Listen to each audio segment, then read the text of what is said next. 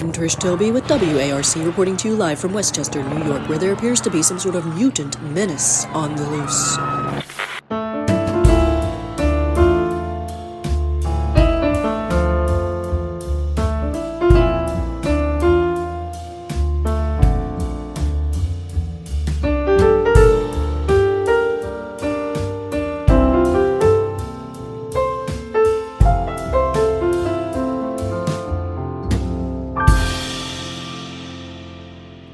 Hey, everybody, I'm Pat Reber. And I'm Matt Allcamp. And say it with us, Pete. Welcome to Mutant Menace. Oh, I don't think any of us were on there. Are you kidding me? We were dead on that time. No, I don't think so. That is up to our listeners. I'll take the loss on my side as long as you and Pete are comfortable taking the loss on your side. We were absolutely on. That was the most on. I think that was honestly, I'm going to say this. That was the most on we've ever been.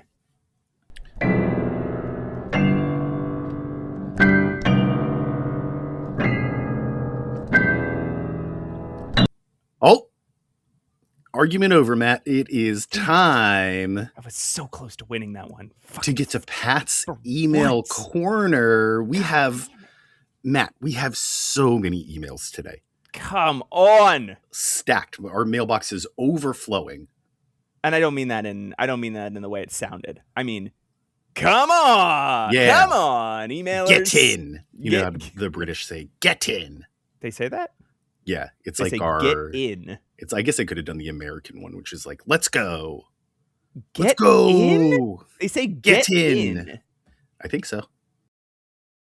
I love it. Get in? You love get in? Not when you say it. Get in. Hey, get in. Hey, everybody, get in. Let's go. Up first, Matt, we have Ambitious Eric. Remember him? Ambitious Eric. Ambitious Eric is back. He says, hey, Pat, tell Matt I am proud of him for lying. I thought the Christmas Jazz Man sounded artificially amplified. Remember the saxophone man playing in the yeah. Well, is that lying? Is that lying? Did I ever say that it wasn't? Was I like, and I won't turn up the volume when you hear the Christmas Jazz Man? Yeah. I did? You needed to hear the Christmas Jazz Man.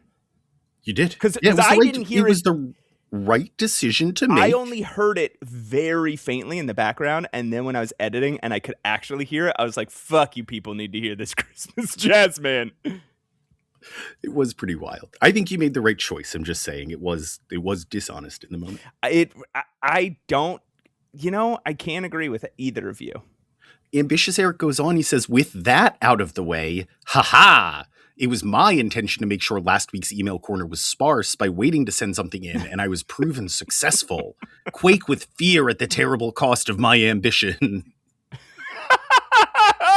That's really ambitious to be like, I'm going to control I have the power. The show. I don't know how he explains last week's overflowing email inbox or the he did it strange again. Conversation it inspired, but he's back. Son of a bitch, he did it again. Anywho, as an ice cream update, if you recall, we were giving him the bad news that most ice cream has eggs in it. He says, yes. As an ice cream update, I've looked into my usual brand and found they do, in fact, use alternative thickeners and not eggs. Oh, those same inscrutable gums were used in the giant-sized generic tubs I got from the Save-A-Lot in my youth, so my life's primary ice creams have been eggless, you silly billies. Don't call me that. He goes on, he says, but I must concede I likely consumed eggy ice cream at a home where I was not in charge of buying frozen treats, or at a fancy ice cream parlor when I have had the occasion to visit. You win this time, but only because my victory was not absolute.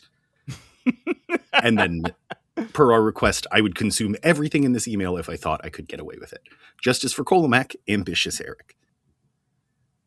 Next email, listener Douglas, who is writing in for the second time, Matt. He doesn't have a nickname yet, but it might be time to start thinking about one. That he's got to, if he's written in twice, it's time. It's it's not, becoming it doesn't a regular. necessarily, two times does not a nickname earn. Yet, right. It's on but the path. It gets the gears turning. It gets us thinking. The gears turning. So let's pay really close attention. If you recall, last time Douglas just sent us a long string of compliments, and we refused to read them on air because we don't take compliments well. Even though we love them, please keep sending us compliments. Douglas says, "Hey Pat, tell Matt that though I've never compliments in the email heading." Though I've never specifically had milk with ice in it, one of my favorite snacks is frozen berries in milk. I eat it like a bowl of cereal, and it's great, especially when you get to the bottom and there's partially frozen milk to drink. What do we think about that? The partially frozen milk part is weird, but frozen berries in milk I don't think is that strange. I've many times. All right, you take a bowl of milk, and you have to be a child. Sorry, let me rewind. You're a child. Douglas the child. You take a bowl of milk. You put sugar in it. You put blueberries in it. You put any type of berries. You just berries. You put berries in it. You put bananas in it, chopped banana, and you just eat it. And then you eat it like cereal, like he's saying. But rather than, milk? Take away the frozen part and add sugar is what I'm saying. And add bananas is what I'm saying. And make yourself a child. It's strange. No, it's good. It's strange. Maybe with yogurt, I could understand it. I don't think it's disgusting. I don't think yogurt it's and fruit by itself aberration. I find pretty yucky because it's too mushy and wet. But you throw some granola in there, buddy. Well, then you're just having cereal. That's just like putting things on your cereal. Granola is cereal? Well, technically. Granola is cereal. Technically, but not in the sense that... They're not in the way that we call it cereal. Sure, you just pour granola in a bowl, you pour milk over it, you eat it. Ew! Are you kidding me? No, the oats get so soggy immediately. That's why when they have clusters of oats in cereal, they put like a coating on them. They don't get... Have you done it? Yes! Recently? Granola technology has come a long way. Okay, Douglas goes on. He says, also, I don't know whether or not I was the Douglas you guys were referring to in episode 41 or 42 who was complimenting you. But I guess if that's going to be my gimmick, then here we go. Douglas, it absolutely was. You are the same person. What about he then goes Douglas? On to compliment it, just as demanded. We said, Douglas, send us a compliment in every time, and he does. What about Sweet Douglas? Sweet Douglas. Oh, Sweet Douglas. Because that captures the childlike energy of him, too, because of the berries and milk thing. It's condescending enough to capture the berries and milk, but it is descriptive enough to capture the compliments. Sweet Douglas. Right. Keep writing in, Douglas, and I think I got one for you. Don't stop writing in just because we're going to call you Sweet Douglas. Sweet Douglas.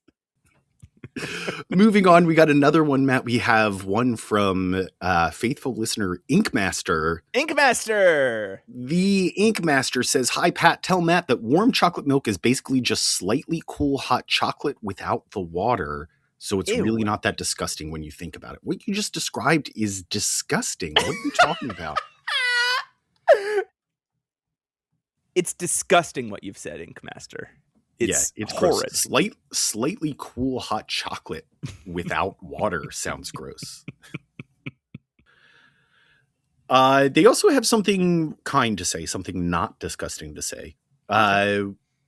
They say also, while I'm by no means an expert, I thought you guys would probably want to know the current accepted terminology for those with multiple personalities, since I know you guys try to be inclusive. The current accepted name for the condition is DID, dissociative identity disorder. Those who have DID are generally referred to as systems, while each personality within a system is called an alter, short for alternate identity. Oh, I mean, very informative. That's super helpful. Yeah.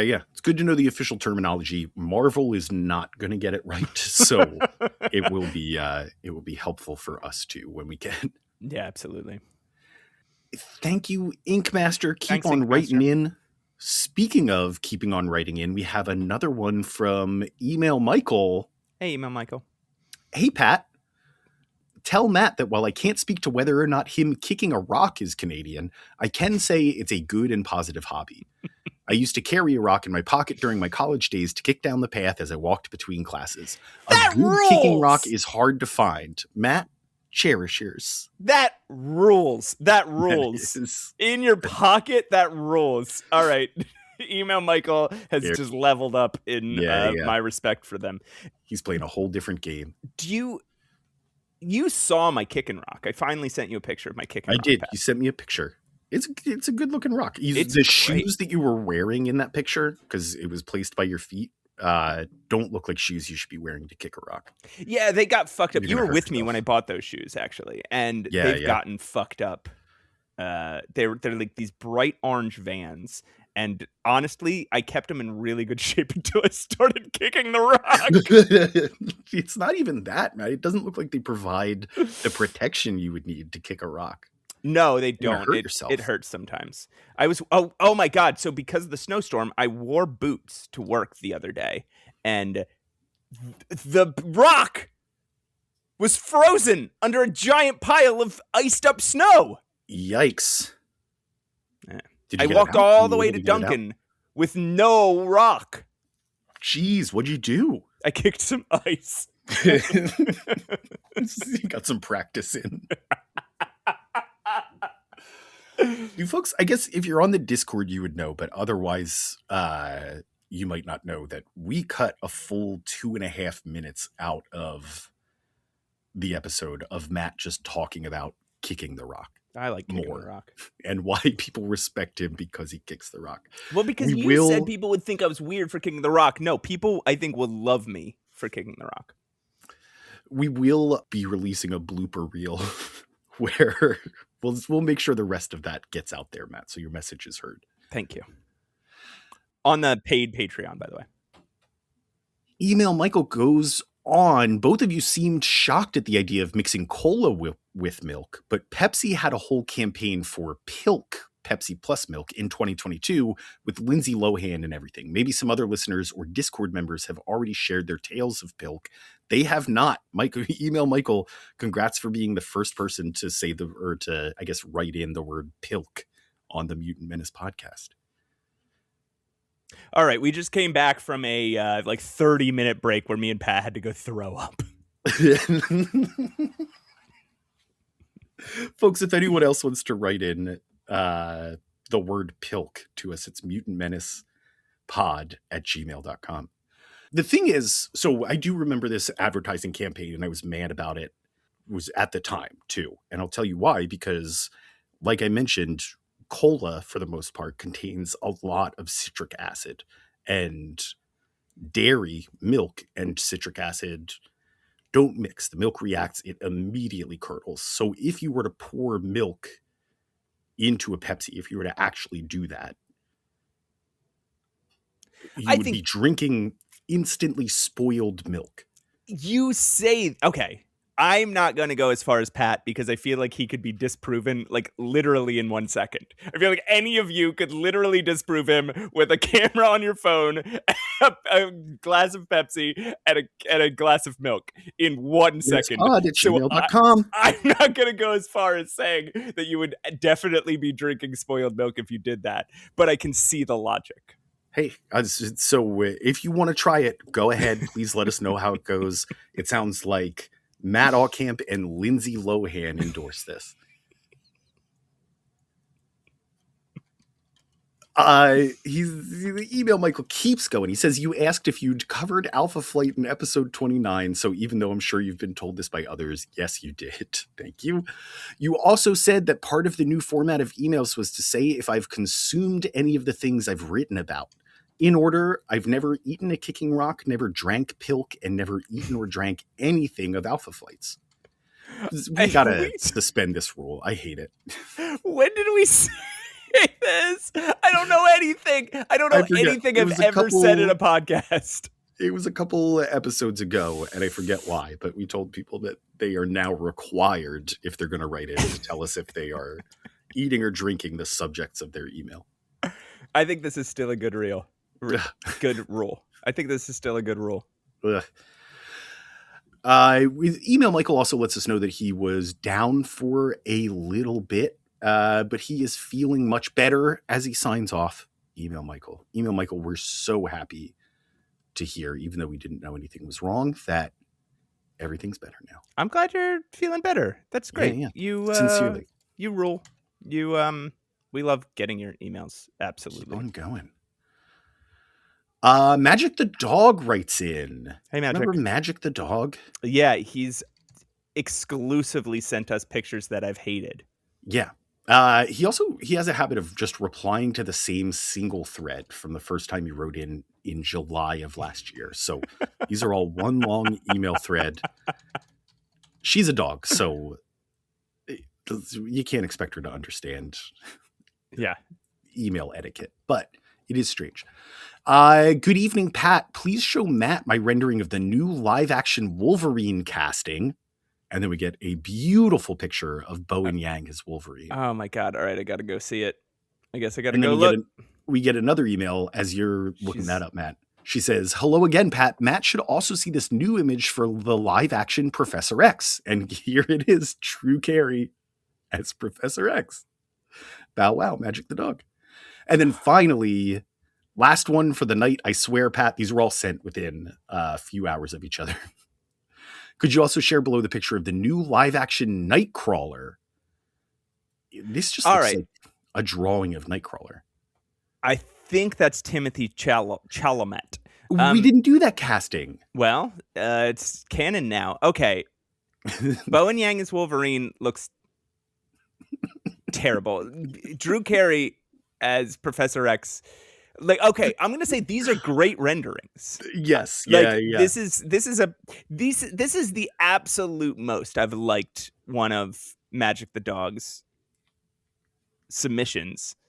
This Drew Carey as Professor X is pretty solid. It's incredible, but also horrifying. Yeah, it's pretty disturbing. Yet I'll say Timothy Chalamet as Nightcrawler looks fucking incredible and makes me want to see Timothy Chalamet as Nightcrawler. Yeah, we might have to do this here. Let him play ugly, right? This is where he gets the Oscar. Right. He's not depending on his looks. He's playing a little freak. Oh, we're going to keep going. His name was Dusk wrote in again. Oh, hey.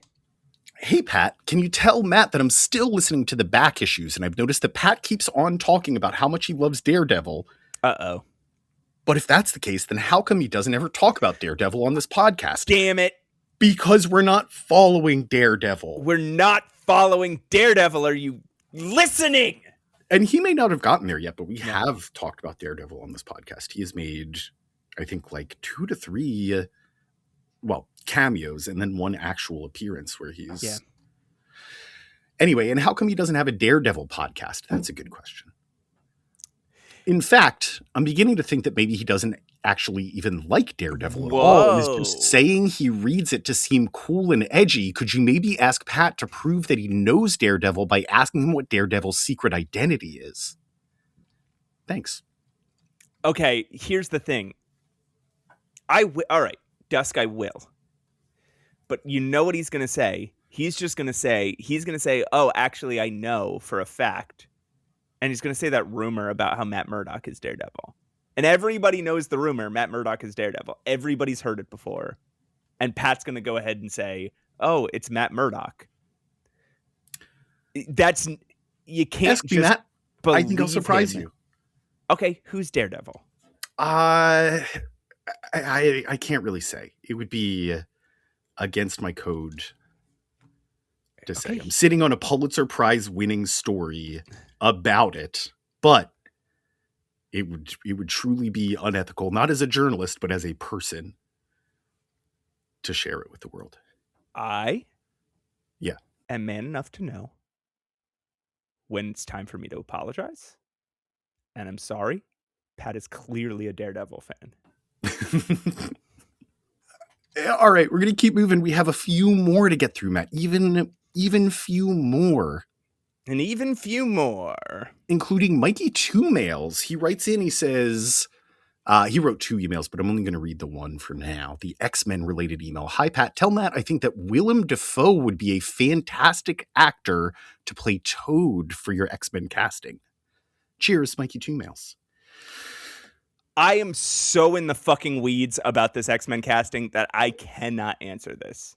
I can't believe you don't see it by now, Matt. But I would say if we could go back in time, yes, Willem Dafoe is Toad. Absolutely. Although I don't know that that would do justice to his acting ability. He's a brilliant actor. But either way, at this point in his career, he's playing old man roles, and that's fine. He should, but I appreciate the effort. Mikey 2 mails. We haven't seen Toad in so fucking long.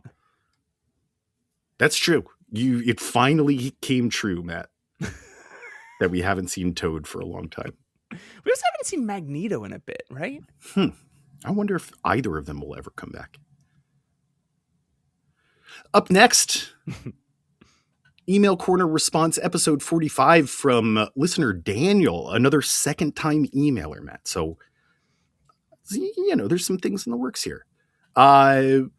He was, by the way, he's still listening through old episodes slowly but surely. So who knows when he'll hear this response. But so again, we got to think, listen to this email carefully, think real carefully about a Daniel nickname, but he doesn't get one yet. Yeah. Could be Daniel from the past. Something about time travel. He's writing to us from 2025. Daniel Summers. We'll get there. We did let Daniel know that we replied, so I think he listened in just to hear us reply to his email. He said, "You guys know how many times I heard that damn Daniel shit when it was popular? Basically activated my high school PTSD right there." Hey, Pat. Please don't. Damn Daniel. Damn Daniel. Please, Daniel. Damn Daniel. Damn Daniel. Damn Daniel back at it again with the white fans. He says, if you're going to wait to respond to all my random comments in the Story So Far episodes, then you have a lot more responses coming, so I'll make sure to get cracking on that for you. P.S. I know you guys are probably already past this point in X-Men continuity, but I have the X-Men Teen Titans crossover that I think you guys should read, and if you want to discuss it with me, I'm game. It's a fun little what-if story about Dark Phoenix and Darkseid teaming up, and I feel like it would make great filler for a Story So Far episode. Hey, that's so interesting, because at the time of recording, I think our Patreon subscribers already know whether we've hit Teen Titans and yeah, they just found out. But what if they just found out that we didn't? What if we just made a post for paid Patreon subscribers that was like, we're not going to cover that? But at the time of release, everybody knows. Everybody knows we did it already. Otherwise, we would have discussed it with you privately. So listen in when you get a chance. Also, he provides a photo of this. It is sick. He has it cased and sitting on top of an old Adventure Comics Aquaman. 35 cents. Jeez, that must have been like... Oh, yeah, that's awesome. Yeah. It rules. And he's got a few cool comics very slyly sitting around on the outskirts of the photo, too. One last email. Please. And it is a good one, Matt. It's from a loyal listener, Weapon Jason, commenting on episode 45. Hey, Pat, tell Matt, of course I feel the blood in my veins. No, you don't. Do you remember what that's in reference to? Because that is a strange thing to say. I think somebody in the comics said, like, I feel it like the blood in my veins or something. And we were like, you can't feel the blood in your... Do you feel the blood in your veins? Do you not? Definitely neither of you feel the blood in your veins. He goes on. He sit here and concentrate for a second. Everybody. Well, this is a guided meditation now. Everybody, listening to the sound of my voice, just sit, breathe, think about the warm sun beating down on your body. Think about having eaten a lot of iron earlier in the day to make your blood really thick. Think about the veins in your arms and your neck, your donger if you have one. If not, try to think about it in your face. Mm-hmm. Mm-hmm. And still calm. Do you feel the blood? Yes. Feel the blood flow. No, you don't! You're lying! You're lying and I know it! No, you can't end a meditation session like that. Sorry. I know. My boss at the gym tells me this all the time.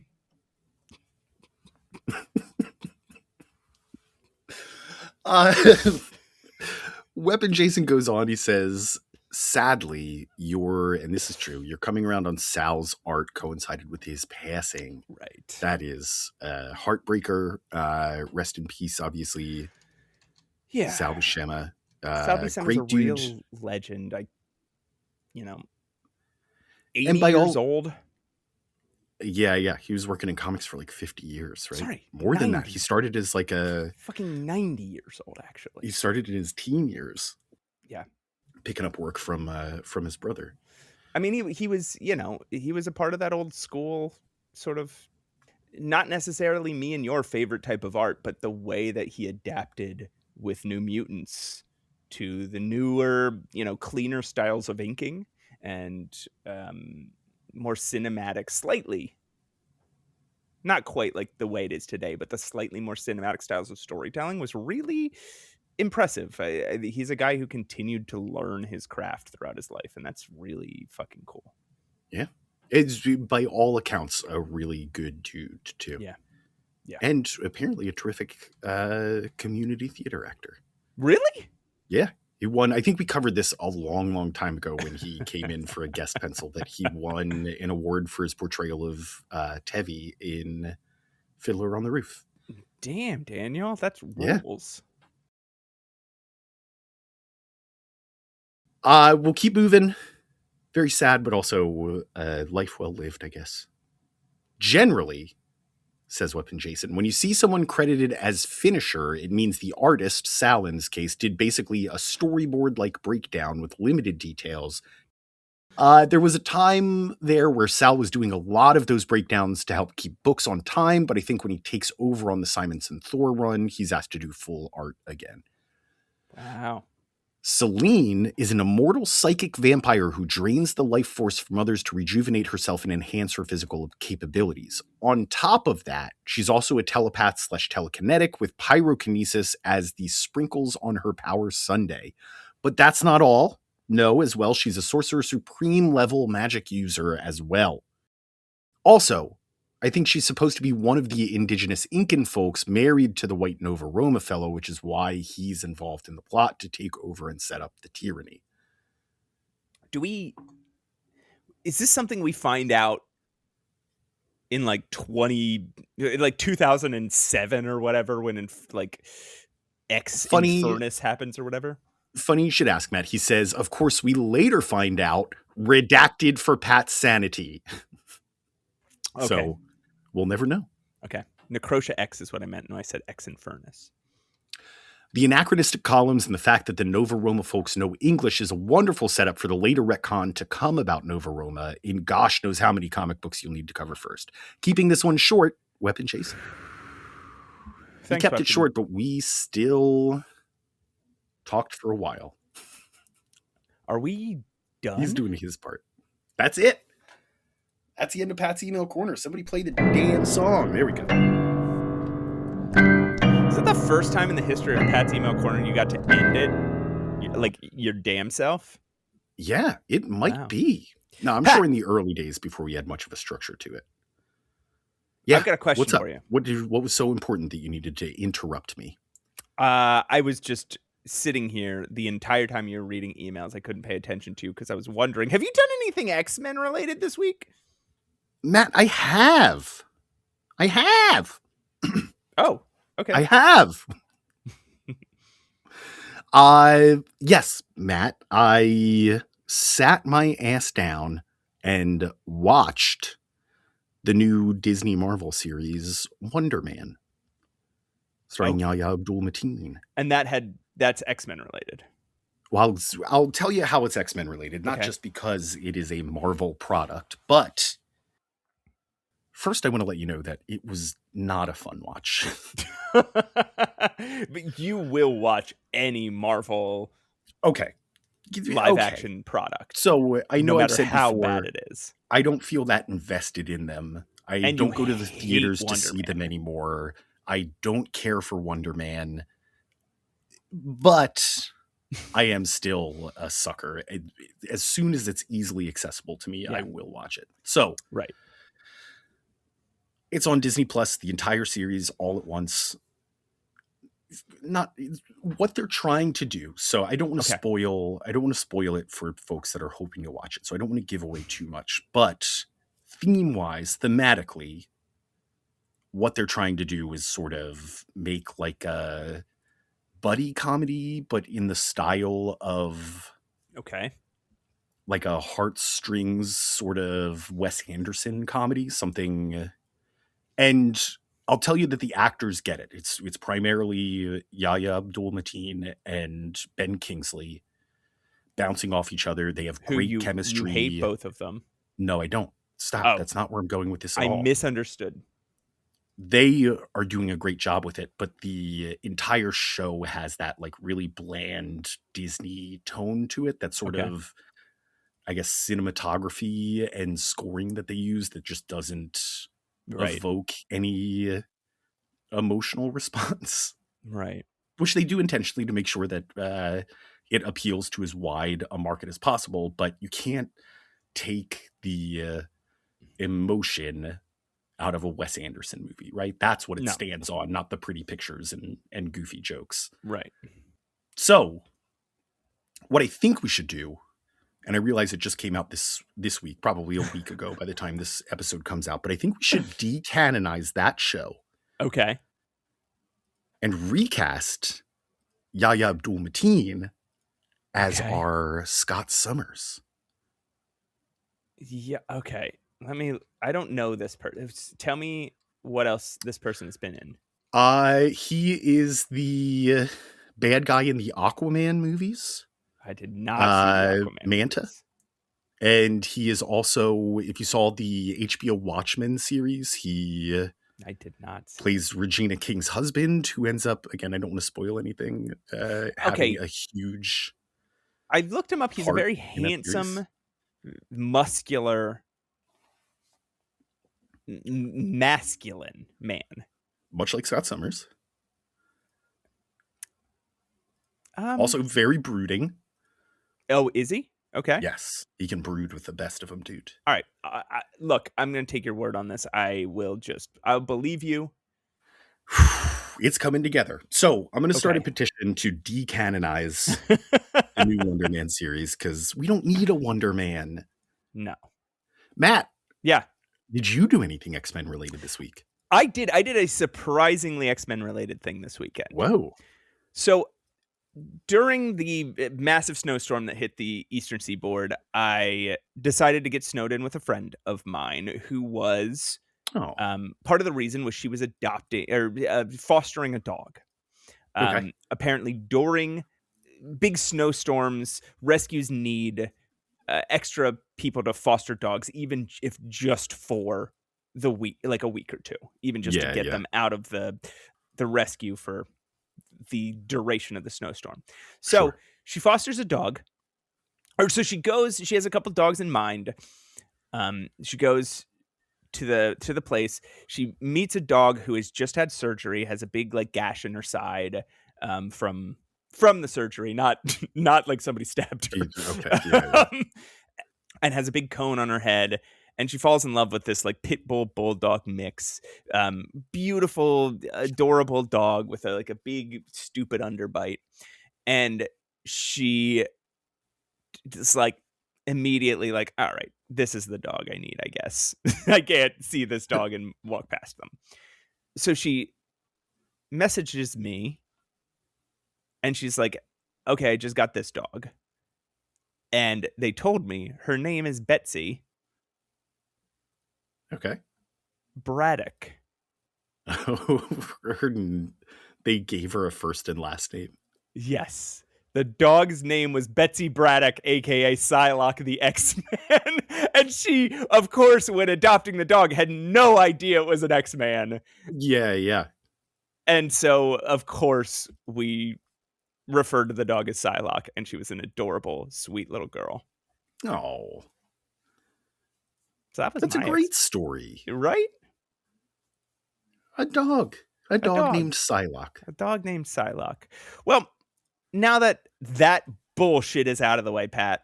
Thank God. Here's what I want from you. Yeah, I'm listening. All I've ever wanted from you is a friend and a human being on this earth. I'm here, bud. Can you tell me about Uncanny X-Men number 177? You mean Sanction? Mm-hmm. Yes, I can. Chris Claremont, writer, John Romita Jr., penciler, John Romita Sr., inker. Whoa. Have they worked together before? Not on the X-Men. Not that I've seen. Not in any of our, This is like Ken Griffey Jr. and Ken Griffey Sr. had like a year or two where they got to play on the same team. Yeah. What the fuck? Yes. Yeah. They both played for the Mariners for 2 seasons, I want to say. That's unbelievable. Just like John Romita Jr. and John Romita Sr. here. Mm-hmm. Tom Orzechowski, letterer, Glynis Wein, colorist, Elliot Brown, editor, Just Shoot Me, editor-in-chief, and Virginia Romita, traffic manager. What do you think that means? Maybe she resolved conflicts between the two Romitas. I guess it was enough to warrant her an actual credit in this comic. Yeah, she got paid for this. Release date October 11th, 1983. Cover date January 1984. We keep creeping into it's the book year. The book year? Yeah, 1984. Oh, yeah. That is a book. This has an incredible cover, by the way. Oh, yeah. Before we start, it's Wolverine standing over like what looks like a dead Kitty Pryde in her jazzercise costume. Yes. And it's like it's an angle of Wolverine that we don't get very often. It's like a top-down angle, like slightly in front, but extremely high angle of him. And the proportions of his suit just look a little different. It's really neat. Yeah. Mystique walks through a deserted circus, musing on her younger desires for an interesting life. When Wolverine springs up behind her, claws out. She dodges, but takes a cut in her side, throwing a wild kick to his jaw and eventually slitting his throat with a hidden stiletto in her palm. Wait, the last issue of X-Men ended with with Scott Summers marrying Madeline Pryor. And then 2 issues ago ended with Scott Summers marrying Madeline Pryor. And last issue was just everyone hanging out. Yeah, kind of getting themselves together. Okay. So we have no context for what the fuck is going on here. No idea. Okay. But she slits his throat. His mutant healing factor won't be enough to save him bleeding out. So when Kitty Pryde happens upon him, he's still dead, slumped against a ticket booth. Wrong. Wrong, Chris Claremont. He could definitely survive getting his throat slit. He can. I don't know how you missed this. I don't know how you screwed this one up. Examining the body, Kitty notices that he's got no mark on him when suddenly she collapses in a pool of blood. This Wolverine rises and morphs back into the form of Mystique. It was a wolf. Oh, man. Suddenly, the wall behind her explodes as Colossus rages toward her. She grabs a skull from her belt and ignites it in his face. She calls it a flash skull. Blinding him. She has a flash skull on her belt. Blinding him and melting the armored skin on his face. The next moment, Mystique is hit in the back by one of Cyclops' optic beams and retreats into the Carnival Funhouse. Why is he here? Why is Cyclops here? Yeah, he's not even on the X-Men. The X-Men are in trouble. Okay, but he's not on the X-Men anymore. Colossus and Cyclops chase her into the Hall of Mirrors, and Cyclops takes his shot, but it passes harmlessly through a hologram of her, bounces through some carefully placed amplifier modules, and punches through Colossus's chest. Amplifier modules, you're telling me? Yeah. So she just invented these amplifier modules that increase the power of Cyclops' optic blasts. Yeah, we are getting a lot of terms here. Okay. So remember these: Flash Skull, amplifier module. It will come up later. It won't. So laser punches through Colossus's chest. Lastly, Mystique garrots a shocked Cyclops from behind and walks out of the funhouse wearing a weird purple suit. There's no way. All right. So you're telling me Wolverine is dead, Kitty Pryde is likely dead, Colossus has a hole through him, and Cyclops has just been murdered. Strangled to death, yeah. Dial back the skepticism a little here. It's then that she's swept into the air by a gust of wind and hit with a lightning bolt from Storm's fingertips. Mystique's weird suit, however, absorbs and redirects the lightning into a beam that strikes a fuel truck behind Storm, flash frying her. I also... so now Storm's dead? What the fuck is happening here, Pat? Yeah. I also want to mention Storm's wearing her old outfit as she's got her long hair. Something's up here. Mystique, from high in the sky, falls through the big top tent using incredible acrobatic skills to catch the trapeze. She lands on the ground, belt skull in hand, as Rogue appears, lifting a massive tent pole to swing. Mystique fires a gun that vaporizes Rogue, letting out a howl of grief for her adopted daughter as she disintegrates. She just has that. She just has a disintegrate a superhero gun. Yep. Okay. The distraction allows Nightcrawler, though, to grab her from behind and teleport her all over the tent, expecting to disorient her, but it doesn't work.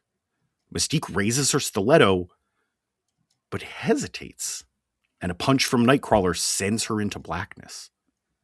Phew! Thank God her killing streak is over. We don't have any characters left.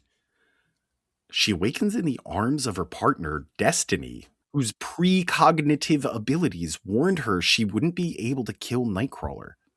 Of course, as it turned out, none of this was real. It was a training exercise set up by Arcade, who arrives with a celebratory bottle of champagne in hand. Now I feel stupid. Arcade agreed to train Mystique for his usual price, entertainment. One of the X-Men robots was programmed to kill instead of stun. She wants him to thusly train her entire Brotherhood in the same way, and he agrees, telling her as he walks out that the robot who could kill was, in fact, Rogue. What a little twerp. Pat. Alone? Yes. What's the difference between a carnival and a circus? You want a fact-based answer or an opinion-based answer? Both. I don't really do fact-based answers. Okay, let me get an opinion-based answer. In my opinion, okay. I think that a carnival is more of an umbrella term for an event. Like a circus is a specific thing that can take place in a carnival. Or you could even potentially call a circus a carnival because of all that. But I think a carnival is a general term for that sort of big community party and freak show. Okay. I don't believe this answer, but I like it. Mm-hmm. That's what I aim for. Alone again, Irene and Raven, aka Destiny and Mystique, if you've forgotten. Yeah, I know. Talk about her vendetta against the X-Men. Irene warns against it, but Raven is sure that Rogue left her and joined them because of Xavier's mind control. Irene has doubts about that and about whether Raven could really kill Nightcrawler for real. Not for a lack of skill, for that hesitation, right? Yeah, which we have no idea why. And why was she so... why wasn't she disoriented by the teleportation? That's another question. This opening was crazy, Matt. Yeah, what the fuck? Okay. Now we know it wasn't real, but there's a moment in those first couple pages where I'm sure, no matter what kind of X-Men reader you are, you're going back to look at the previous issue and you're like, what? I don't remember this. Yeah. She also, I mean, it establishes just how much of a threat she is. Like, not just as a shapeshifter, but we're told that these robots mimic the abilities of the X-Men. Like, they have the same capabilities and sort of strategizing mind. She can take any of the X-Men one-on-one, and a lot of it is just through her physical acumen. Right. She's an assassin. She's a highly trained assassin. And like, she mentions to Arcade, like, hey, in a real scenario, you know that X-Men wouldn't attack one by one like that. Yes, yeah. They would use teamwork. But still, it's scary. I love that she says that, and no one addresses it. As Arcade's just like, what do you want me to do? Come on.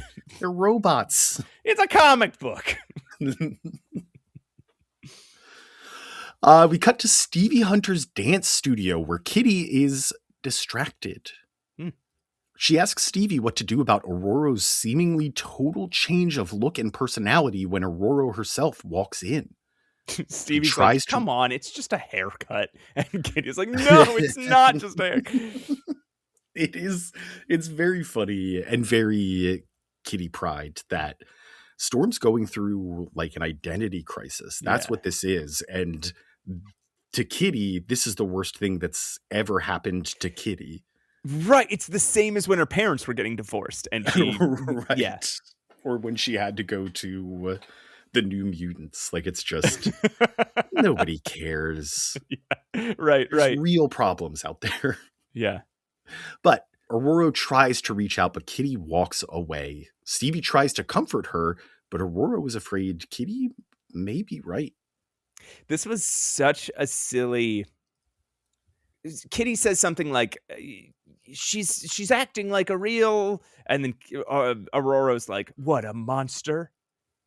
And Kitty's like, I don't know, maybe, and then storms away. And Aurora says to Stevie's like, she doesn't mean it. And Aurora's like, but monster? You said monster. You said monster. This said is a self-fulfilling prophecy.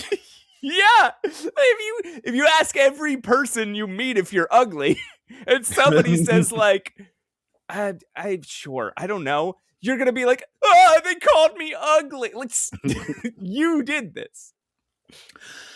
Up in Earth's orbit, the interstellar gang are ready to take off again. Lalandra, she's still here. She hasn't left Earth's orbit. It's been how many issues? So in New Mutants, she's already gone because we're a little desynced. But like, yeah.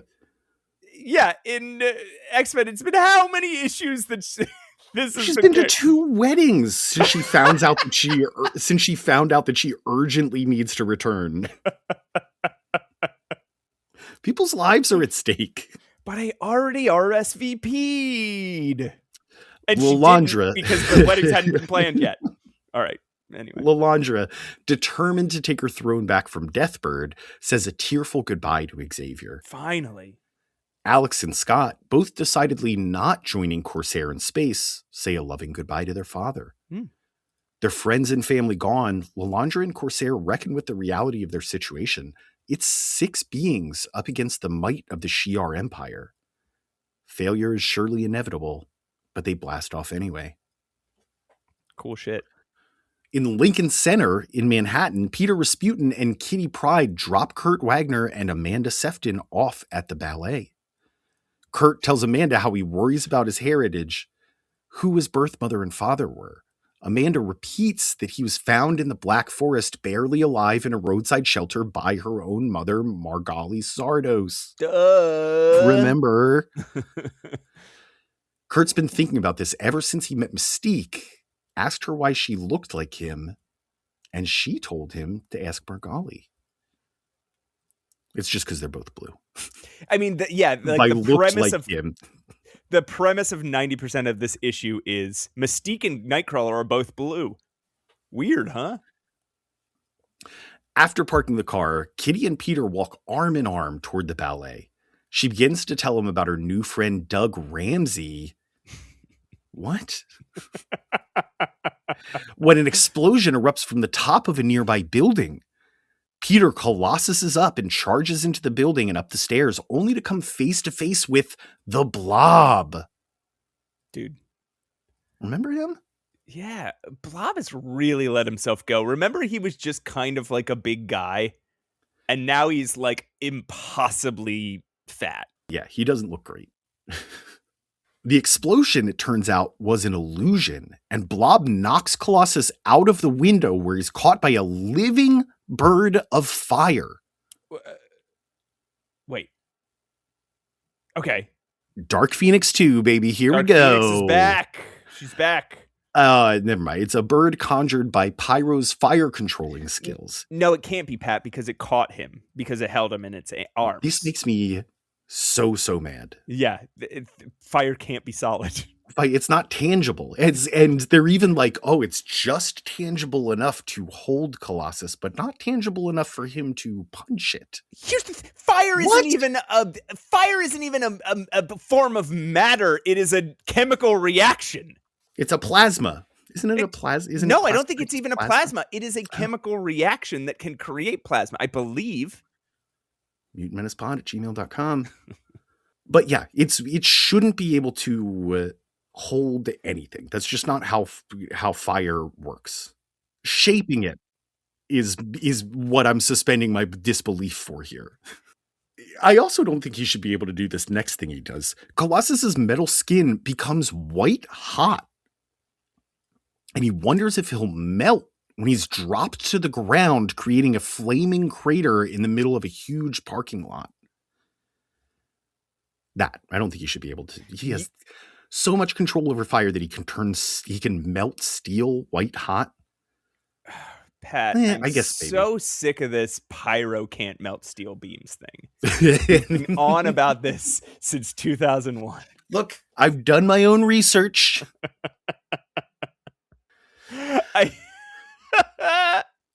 Yeah. It is. I will say it is a cool idea too, and they keep going from here. So I don't. But at the time, I thought the plan was to just drop Colossus as like a flaming missile into a battlefield, okay, and just create pure chaos by like. Right.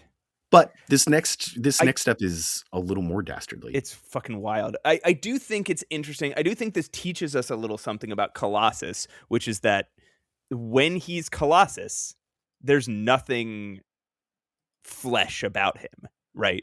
It's not quote unquote organic steel casing around a fleshy body. Yes, he turns into metal man. It's not armor. He is metal. Right. Yes. Yeah.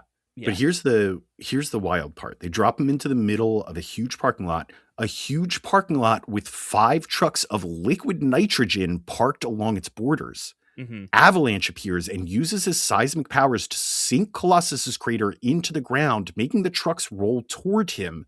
When all 5 hit him at once, the liquid nitrogen tanks explode.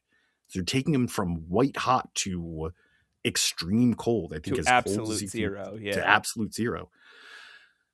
Kitty runs to the scene and phases through the wall just in time to see Colossus frozen in place and transmuted into a fused, brittle metal statue of himself. He appears dead. To be continued. Okay. Yeah, you read this and you're like, how could he possibly survive this? There's nothing organic about it. Like, how could he possibly survive that? Yeah. It is a terrifying image. He's got like a scream. Yeah. He's got a look of pain on his face. Yeah. And he's like merged with the ground around him. It's wild. It's a wild idea. And yeah. Okay. Yeah. And it seems pretty hopeless, honestly. Yeah. It was not fun to watch Colossus just get the shit beat out of him. Right. But they've done it. And Claremont does a really interesting thing here in the dialogue during the end fight. Right. He has these characters having personal discussions with each other, like disclosing details about their lives and their everyday interactions, just to be like, hey, these aren't robots imitating the X-Men. These are people these are the real X-Men. They're living the life. So this isn't another fake fight. Colossus has really sustained this damage. Right. That's an interesting point. Yeah, I hadn't even considered it wasn't the real X-Men, but I guess that's why. Yeah, because they had... Yeah. The art style in this issue is interesting. It's kind of throwbacky. Do you feel that way? Yes. Yeah, it had a very classic feel to it for sure. Almost like that curviness that everything had in the 60s, where like the muscles were a little less defined. The concept of a muscular man looked a little different at the time. So right, there was something like that. And also just like rounding some of the hard corners off, stuff that they just did a lot in classic comics. I'm guessing it's John Romita Sr.'s inking, right? That does it. He's the old school one. Yeah. But it reminded me a lot of Werner Roth, actually. Oh, really? Yeah. Oh, that's interesting. Yeah. I thought it was a little more reminiscent of Jay Gavin's art style. Well, hey, man, agree to disagree. Look, Pat, I don't want to argue with you. Instead, okay, I want to tell you all about Uncanny X-Men number 178. Would you like that? Oh, I would, Matt. Tell me about it. About Hell Hath No Fury? Yes. Chris Claremont writer, John Romita Jr. penciler, Bob Wyacek, and Brett Breeding inkers. I don't know why we need to know that about Brett. Glynis Ween, colorist, Tom Orzakowski, letterer, Louise Jones, editor, and Jam Scooper, chief. Kitty, release date November 8th, 1983. Cover date February 1984. Kitty stands horrified by the statue of Colossus that stands before her. Surely he's dead. Surely the extreme heat followed by extreme cold has killed him.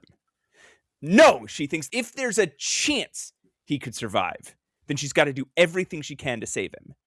She starts with a desperate mental plea to the professor, hoping he can hear her. Cut to the mansion, where Xavier is catching up on some mail. He gets a letter and a picture from Scott, who seems to be very happy in his new life. It is a... Pat, explain what this picture is. It is Scott and Madeline in a heart-shaped bed, nude and only covered by the sheet. Okay, first, I don't know which one Let's start here. It is a full frame, like you can see their full bodies draped in a blanket. But if you, I mean, it's not a selfie. These aren't digital photos. If you look closely, these are analog photos. So if you look closely, you're going to see Scott's bony in the folds of the blanket. Who's taking that picture? That's the other number. Okay, so who's taking the picture? Why would you ever send a picture like this to your professor dad? Unbelievable. A nude honeymoon photo. And he's just sitting there staring at it. We don't know how long he's been there. It's a power move, honestly. Way to go, hey, Scott. Here's me fucking my wife. You doing that? How's it? How's your bird lady who's off in space? What does she have, a cloaca or something under there? Hey, I hope you're having fun.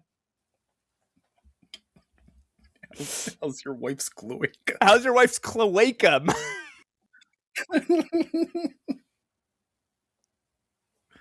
Okay, so as he's looking at this photo, he receives Kitty's mental call, and she fills him in. The Brotherhood left the scene without bothering with Kitty and are likely on their way to Lincoln Center to attack Nightcrawler and Amanda. Ooh.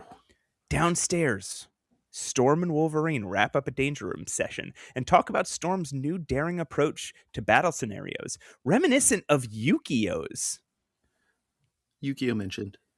Wolverine's mask looks so silly when drawn by John Buscema.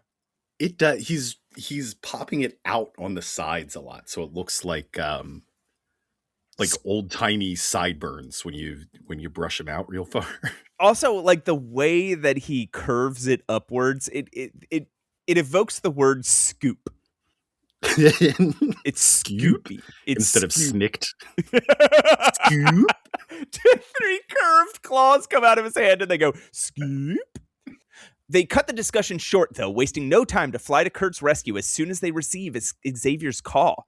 Xavier opts not to tell Rogue anything that's going on. Oh, God. Here he goes again. He's getting bad. He did this to the New Mutants. He's doing this to Rogue.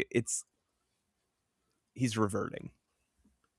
I hope he does something like disappears into space for several years or something soon. God, we can only hope. Back in the city, Kitty has a plan. Reed Richards just published an article in Scientific American about a device he invented that can thaw organic matter without causing any harm. This could be precisely what Colossus needs, she thinks, as she runs off to the Baxter building. How convenient. The operative word here is could. I think that's doing a lot of heavy lifting. He's like, oh, this is how we can unfreeze a caveman who's been dead for, 30,000 years and frozen in ice. And she's like, oh, it could work on my metal boyfriend. As she runs off to the Baxter building, she notes that the cracks in Peter's organic metal skin could still be fatal to him once unfrozen. But they'll deal with that when they have to. One problem at a time. She hops in a cab and scares the hell out of the driver. She doesn't have to be phased. I understand phasing into the cab, although I don't think it saves critical time opening and closing the door. Right. But she does not have to phase through to the front seat to say, get me to the Baxter building. Right. She's just showing that you could do that from the back seat. He's got the window open. He's going to ask. Yeah. Back in the mansion study, Xavier is struck with a bolt of psionic force, ignoring his psychic defenses and forcing a scream of pain out of him. Ooh. Remember, this same thing happened to him in the New Mutants. Yeah, it happened in a few issues of the X-Men back, too. Pat, what do you think is happening here?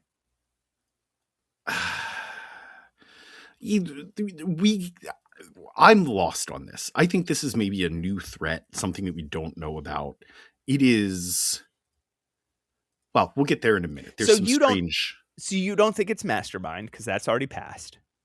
Right. You don't think it's whatever popped into Karma's head. No, I do think that. Oh, you think it's whatever popped into Karma's head was also popping into Xavier's, because it was telling Karma that it was going to destroy Xavier. Right. And then Xavier got attacked. And then it happened again in the X-Men, but they didn't come back to it. But we could have assumed it was like any number of threats the X-Men have faced since, right? Jason Wingard, or I guess that's mostly what they've been doing. So it's what's interesting about it, though, is that he says it's not an attack, it's a scanning. He feels like it's scanning him, not attacking him. So like whatever was in Karma's head seemed to be angry and aggressive. I guess. I don't know, man. You keep asking, and I keep. I'm just elaborating on the question. I'm not repeating I don't the question. know. Look, he just doesn't feel Rogan. He just goes to get an aspirin. He's familiar with this feeling, but he doesn't quite know what's going on. Anyway, cut to a dark alley on the Lower East Side of Manhattan. Callisto, Mask, and Sunder all stand over the body of a dead woman, clearly a victim of homelessness and heroin addiction. This is exactly what they need. Callisto explains this. It's a young woman that no one would think to look for. She has Mask rearrange the face on the corpse, transforming it to look identical to Pretty Kitty. Yeah, sometimes Mask talks like an alien. And sometimes Mask talks like a regular person. Sometimes he's got a normal, and sometimes he's like Yoda. He's like a little goblin, yeah. Yeah. This will look exactly like the Pretty Kitty. Across town, maybe not Yoda. He talks exactly like Smeagol. Yeah, there you go. Yeah.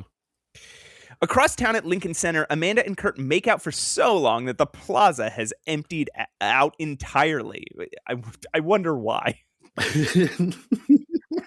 They're interrupted, though, by a giant dragon made out of fire in the sky. Whoa. The colorist whiffs on this one and makes it pink. But it's supposed to be fire. Yeah, sure. Kurt manages to teleport them to the roof before a tower of flame falls on them, but Avalanche is right there waiting for them. Fucking destiny. He manipulates the concrete and steel in the roof to send the two flying off. Kurt teleports them back to the ground, and Amanda whips up a magic shield to protect them from the fire. But Blob lands behind them with a big thoom and manages to grab them by the throats.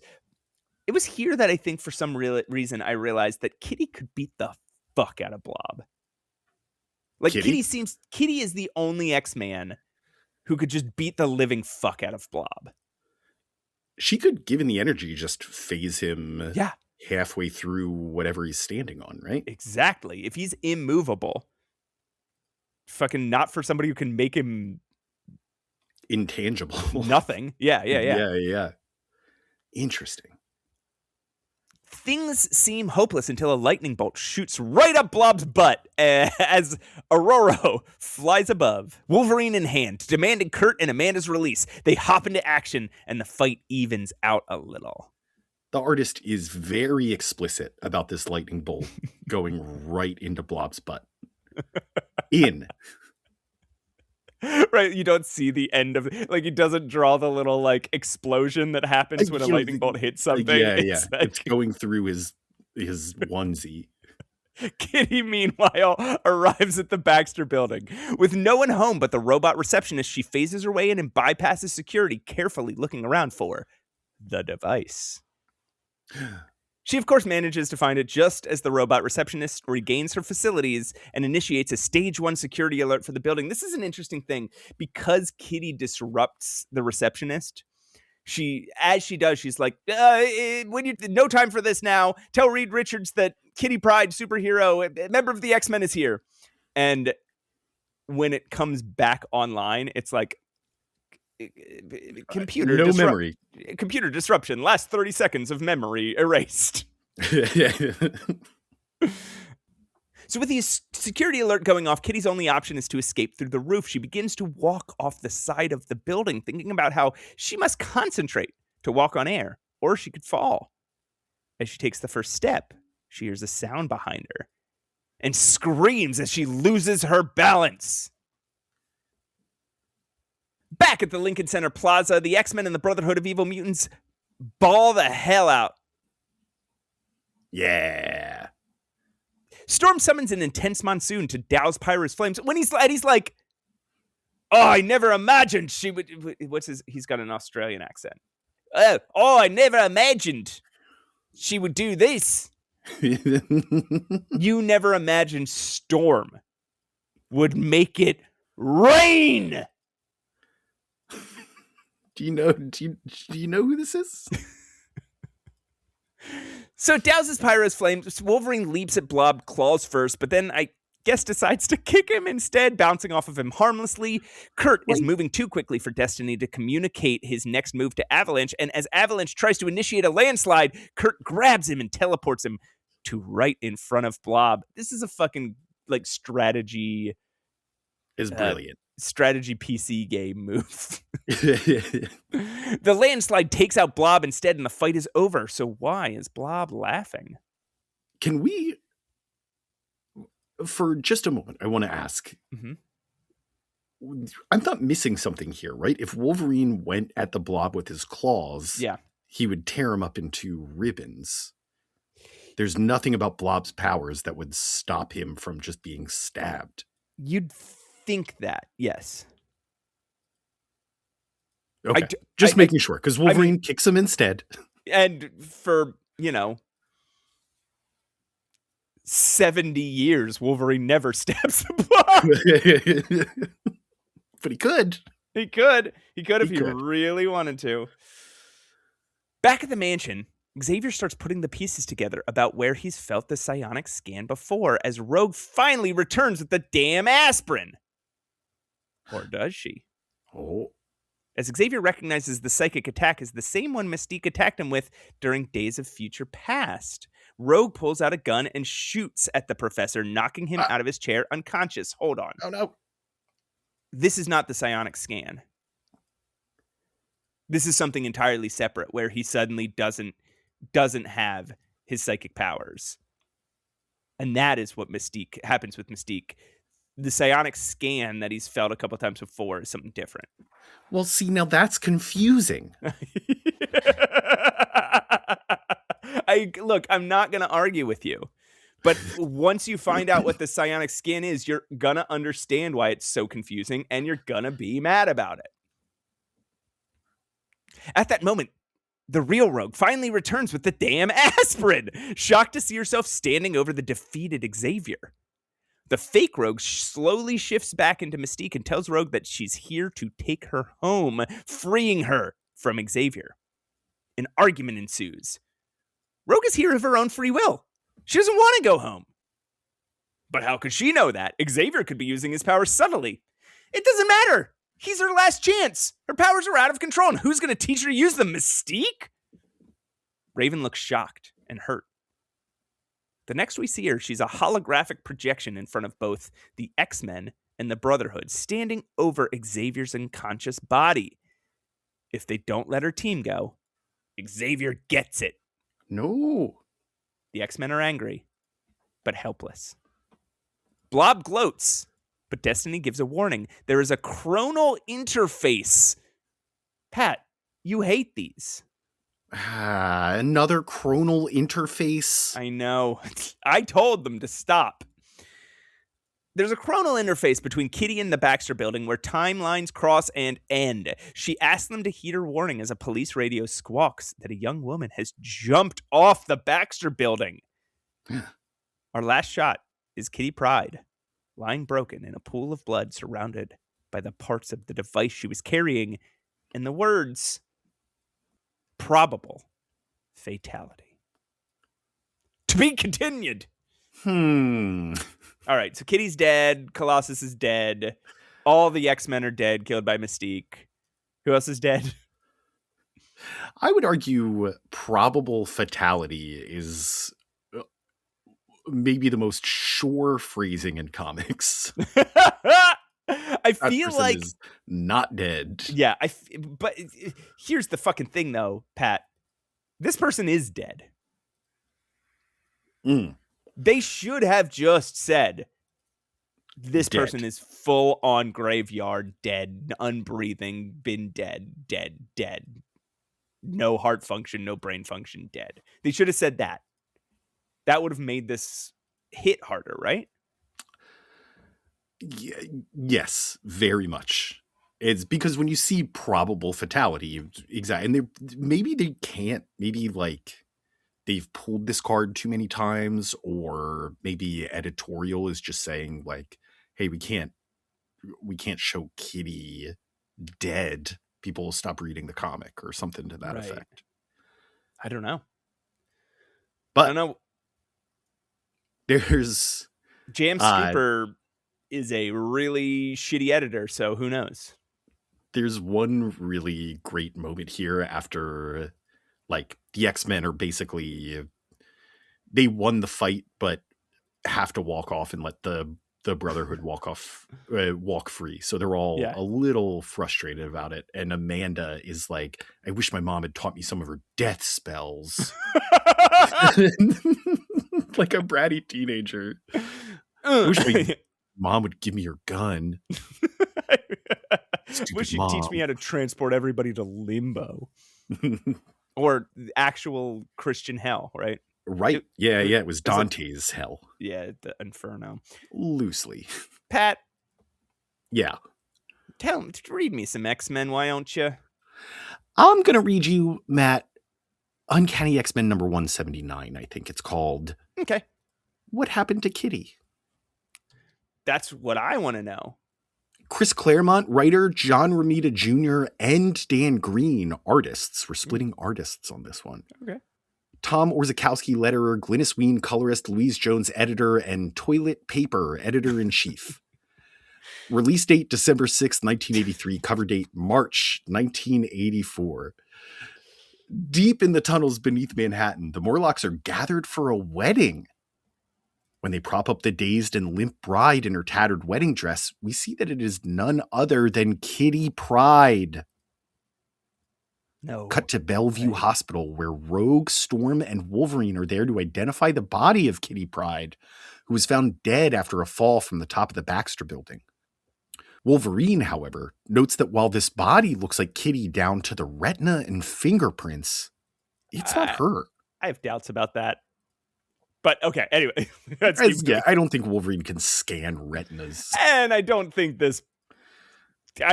whatever's happening here could have changed her retinas or fingerprints either, but whatever. But it's not her. The smell's wrong.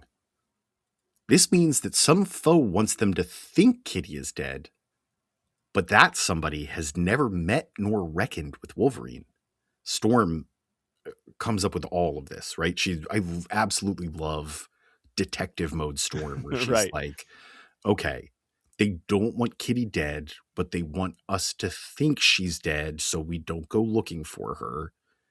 And also, they clearly don't know about Wolverine's powers. So it's somebody that we encountered while Wolverine was gone.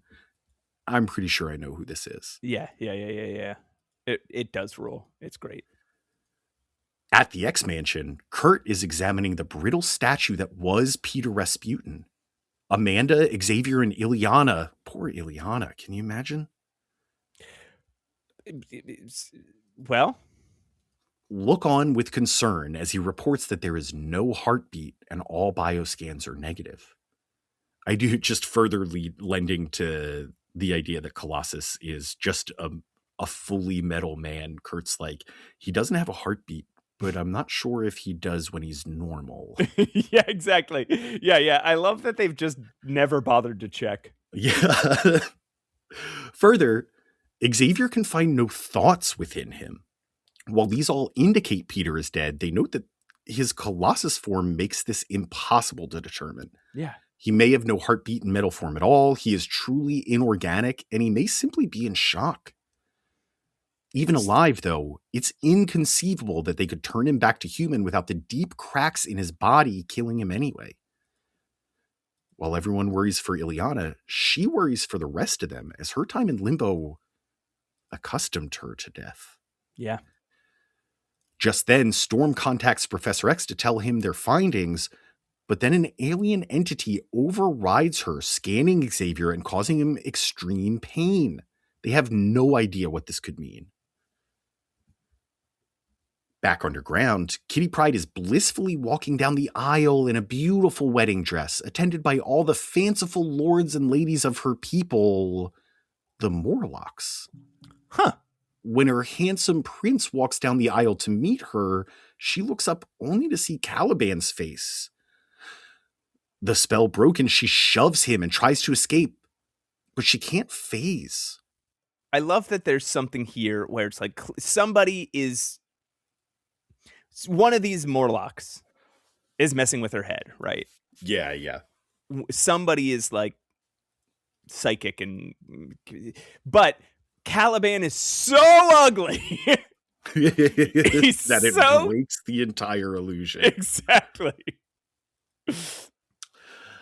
Sunder holds Kitty in place as she yells at Callisto. How could they do this? Storm demanded they leave the surface dwellers alone. Callisto has an answer, though. Kitty is not a surface dweller. She made a promise to stay with Caliban forever if he helped the X-Men back in Mutant Menace episode 42. Oh, I remember that. Kitty suddenly finds herself conflicted. She did promise, but she was desperate, and Caliban disgusts her, but she doesn't want to hurt his feelings. Then she remembers Colossus. He's hurt, and she may be the only one who can help. She begs Callisto to let her go, and Callisto seems amenable, asking her if she promises to return. Yes. Oh, yes, says Kitty, but Callisto shoots back that she broke this exact promise once before. Why should they believe her? Kitty panics and takes off running through the sewers. She notes that no one stopped her, but also that she doesn't know her way out. As she runs, she sees beady eyes from the dark and loses her footing, twisting her ankle. She lays in her tattered wedding dress in the disgusting water, overwhelmed by the truth of the situation. This was all her fault, and if she breaks her promise, what does that make her? How can she still claim to uphold the values of the X-Men? At that moment, she sees a small green mutant dressed in long rags with small yellow eyes and an elongated, warty forehead. Warty. Not wordy. Warty. He's lost, lonely, scared, or so he says. Kitty takes his hand and mournfully leads him back to the Morlocks. She agrees to stay and keep her word so long as they help Colossus. She begs, but Callisto stops her. The Morlocks take care of their own. She sends the little green boy named Leech off to find the healer, and they send Kitty to Mask to get her ready for the wedding.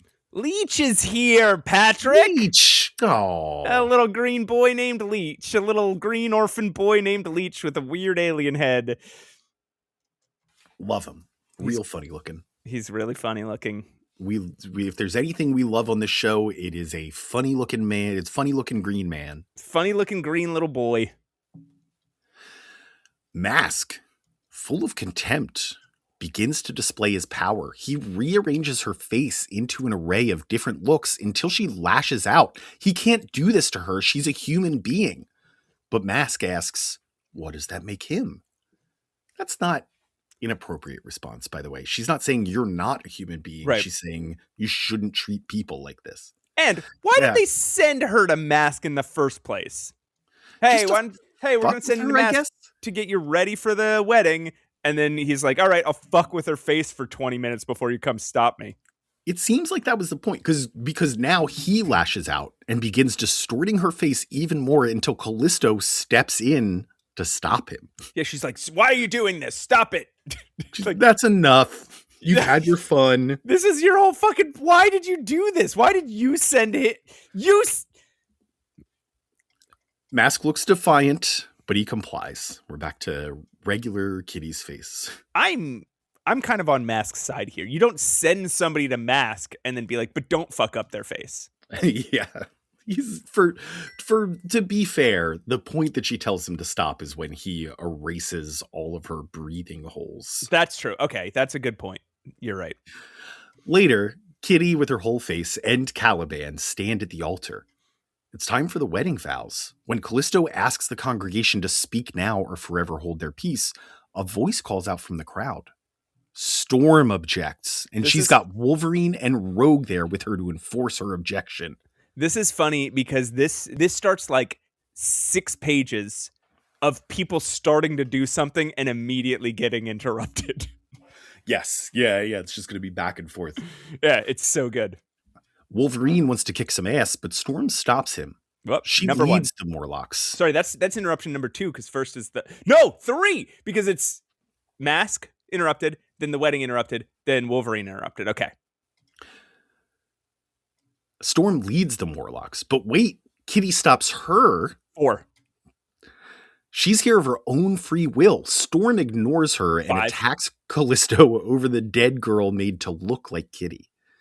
Callisto sends Leech after Storm, though, and when he touches her, Storm's powers disappear. 6. Callisto takes advantage of the moment to leap at her. Rogue and Wolverine rush in, but as they get close to Leech, their powers also shut off. 7. Wolverine still has claws, though, and he advances on Storm and Callisto as they wrestle on the ground. The Morlocks are thrown into confusion. Do they help their rightful leader, Storm, or their chosen leader, Callisto? And how do they stop Wolverine? If they get too close, Leech will sap their powers too. But Kitty makes her choice. She rushes in and grabs Wolverine's arm. 8. No one is listening. She's not asking to be rescued. This is her responsibility. And besides, Colossus is what's important right now. The Morlocks can help him if they all just stop fighting. Everyone stops and Storm apologizes. 9.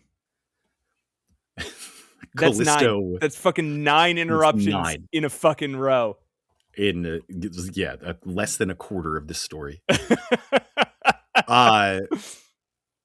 Callisto also is very smarmy about Storm's apology. Yeah, it's like, oh, what did you lose your temper? It happens. It happens to the best of us. Soon they're back at the X Mansion with a weird D&D wizard man, a healer named Healer. Did you? I told you. I said, wait till you meet this healer. He is absurd. He does look like a knight of the round table, but with maybe a pope's headdress on. Yeah, he's got like a Merlin-y beard, but he's got like these robes and wrapped feet, and then like a weird skull cap that comes to a widow's peak in the middle of his head. I am a healer. This guy apparently feels like he should have a staff. Is how Callisto survived Storm's stab wound back in Mutant Menace 42. Yeah. The plan is for Rogue to touch Colossus and absorb his power, hopefully turning him back to the human Peter form, where Healer will be waiting to close all the wounds all over his body. The plan works, but Rogue's powers absorb Colossus's form as it is, rather than just his usual organic steel, putting her through immense pain. And Peter survives just barely. How does it happen? How does that happen? How does she absorb what? That it doesn't. Right. It doesn't make any sense.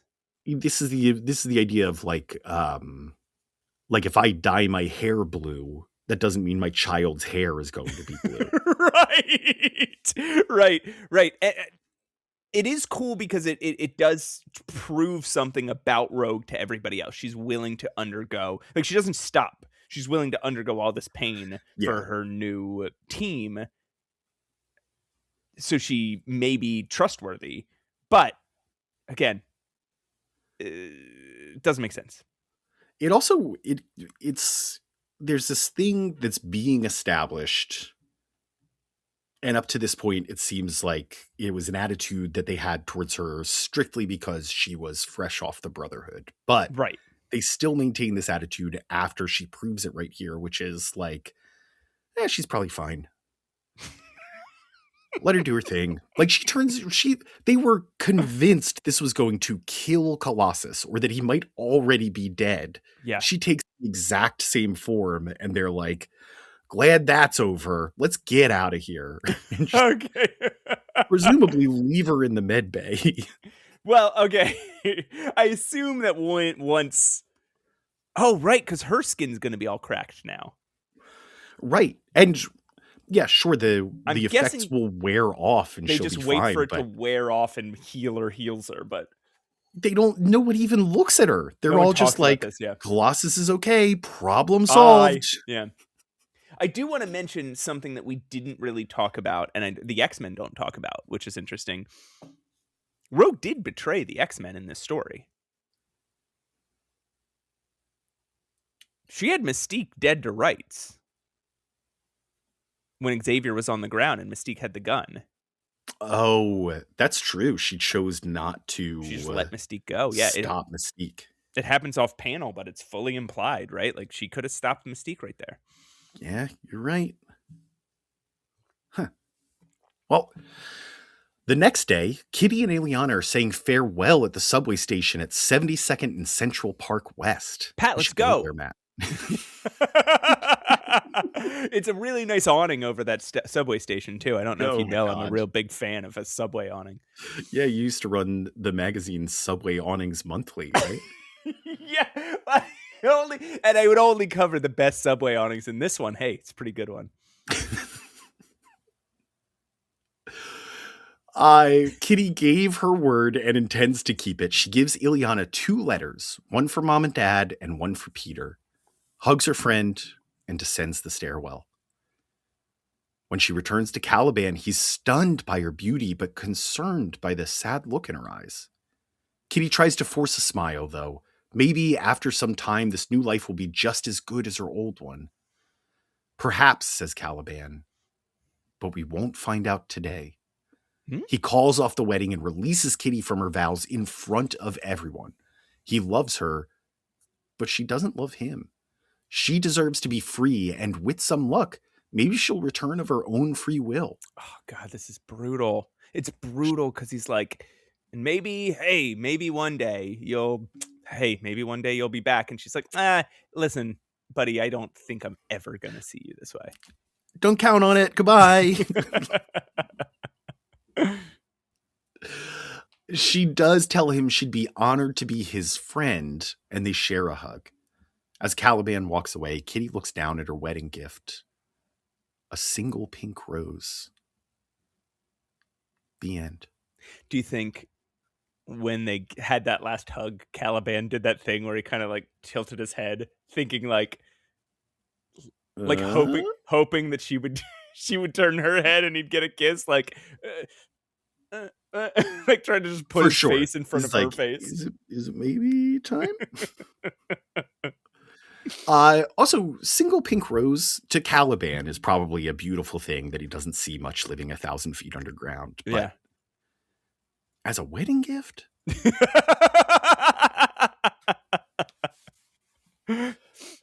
Would have been funny if they ended that issue with Kitty being like, what the fuck? I could buy this I could buy this from the guy right outside the subway station. Would you spend $1 on this, dude?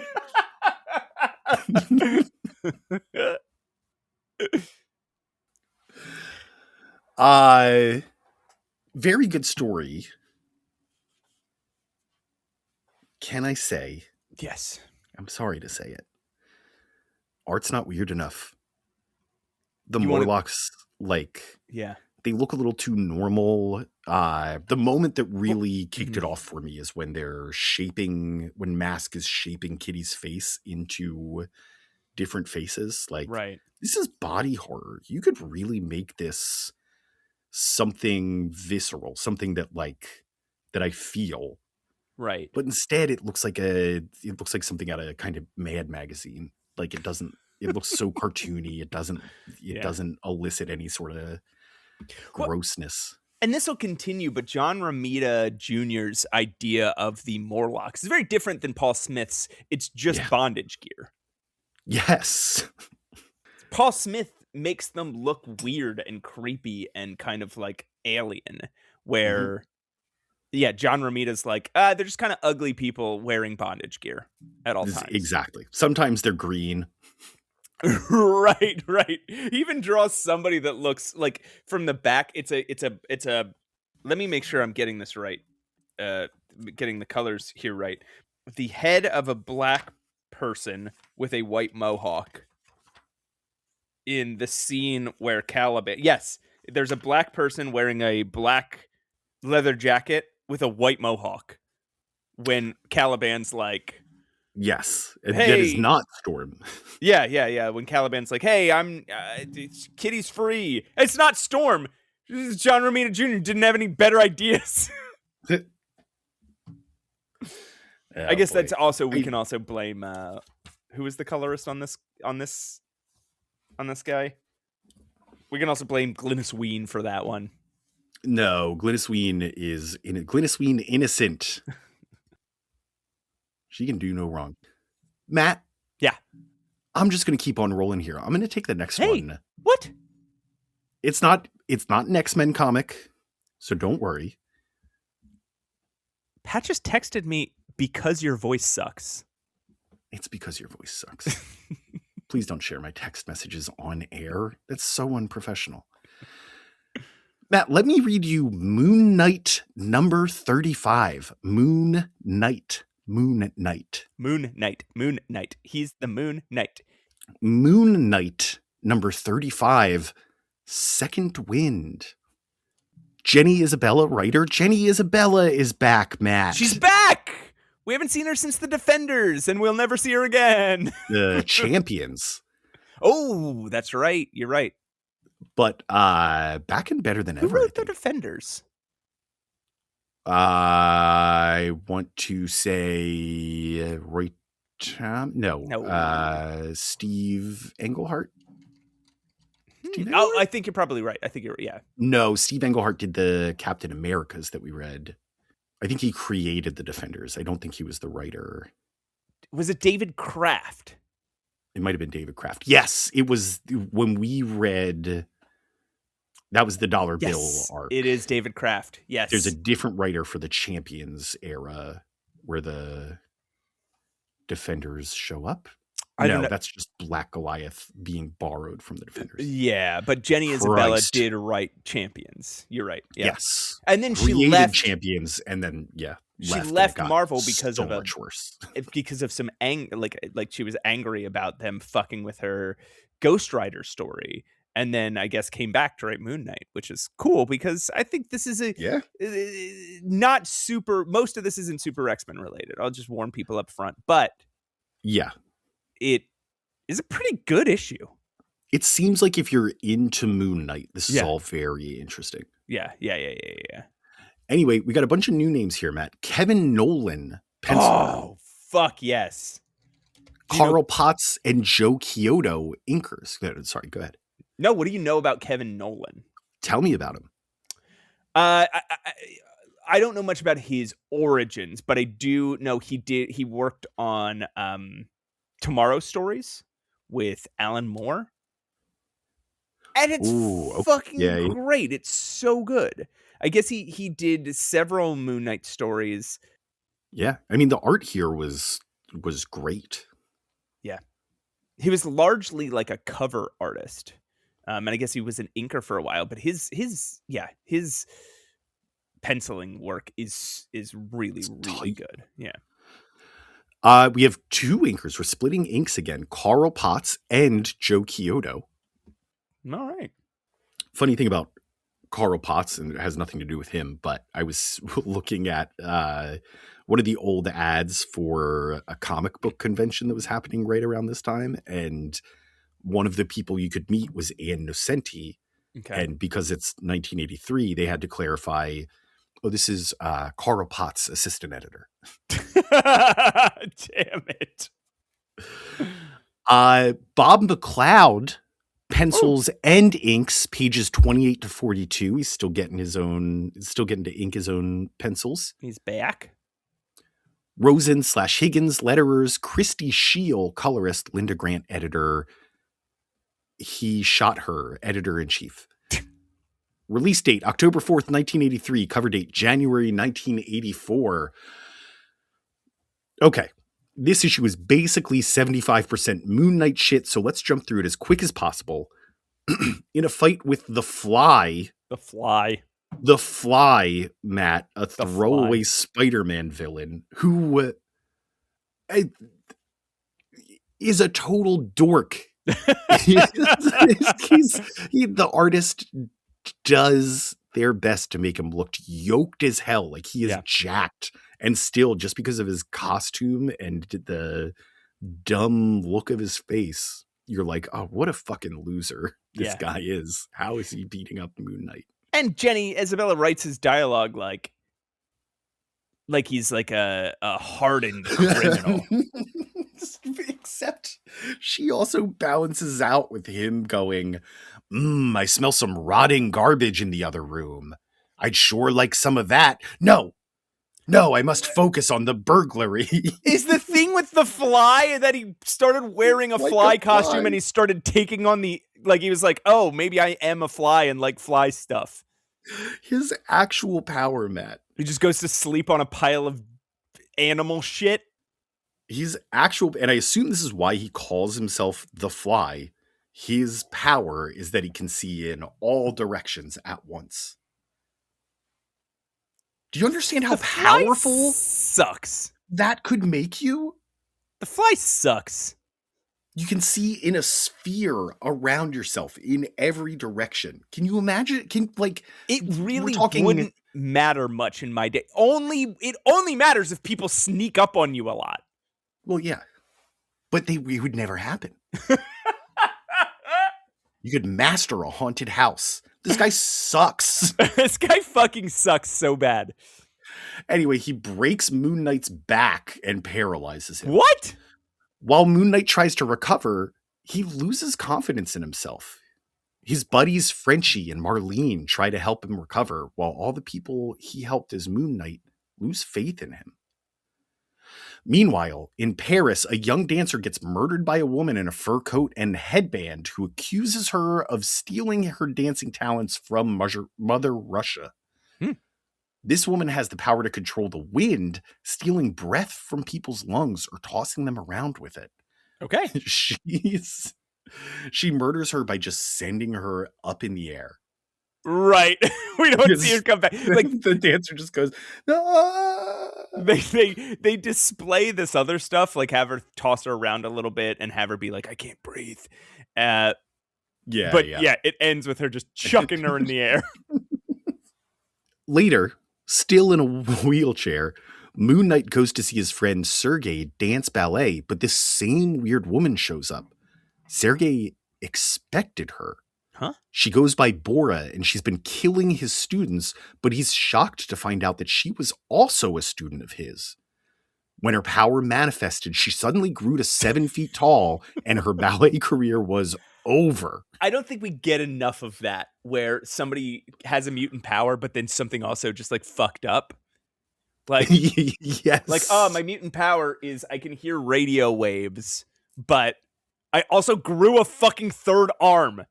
Right. Kurt is our best example of that right now. Yeah. I also just happened to turn into a demon. My feet fell off, but fucking cool. I can shoot electricity from my eyes.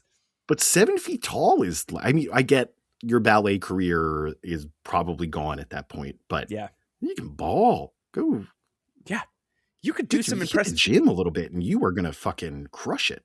Bora now uses her power to punish people who left Russia to give their dancing talents to the rest of the world. Sergei refuses to relent to her and continues defiantly dancing ballet while she slowly batters him with wind and starves him of oxygen. Moon Knight has to watch, helpless, while the man dies. It's supposed to be really emotional. And it is so hard to take seriously. Yeah, the narration is like, and he keeps dancing despite the fact that he's dying, and it's this last he never stops doing what he loves, and he dances until he's dead. He dances to try, like he's trying to beat her with the power of dance is what it boils down to. And listen, the poses they draw this man in are great. It is graceful. It is beautiful. It looks like a ballet is happening in front of your eyes. He's doing it in the air with all the wind swirling around him.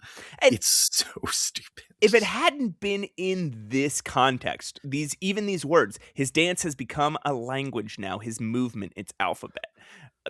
The opposition of arms and legs create words. Great prose. Yeah, if beautiful. It wasn't in a this battle context for his life. And it's clear that he knows he's dying, but it's like, even as I'm dying, I will not stop dancing. Like, ridiculous. Shut the fuck up. Jenny, we love you. Shut the fuck up. Later, Moon Knight, through force of will, dons his costume and forces himself to walk again. He's back. Okay. All right. Sure. It's unclear how much time has passed here, but it's a matter of days. Yeah, it's like 6 pages of him being like, I gotta stand up, and everybody's counting on me to stand up, and I haven't stand up in a while, but I'm gonna stand up now. And no, Moon Knight, you can't stand up. I'm gonna. Exactly. Okay. Yeah, I bet if you're a big Moon Knight fan, this was really impactful. Now that he is mobile again, his first stop is Xavier's School for Gifted Youngsters, where We're back. Professor Charles Xavier, the authority on human genetics, may be able to help him understand this Bora woman. Here we are, folks. This is why he tells Moon Knight that he believes Bora's powers are psionic. She opens portals from which her wind escapes. Hey, Pat. Hey, Pat, I also open a portal from which my wind escapes. Okay. Xavier is inspired by Moon Knight's courage and pain, so when Colossus and Nightcrawler want to interfere, he suggests they simply watch and only interfere if necessary.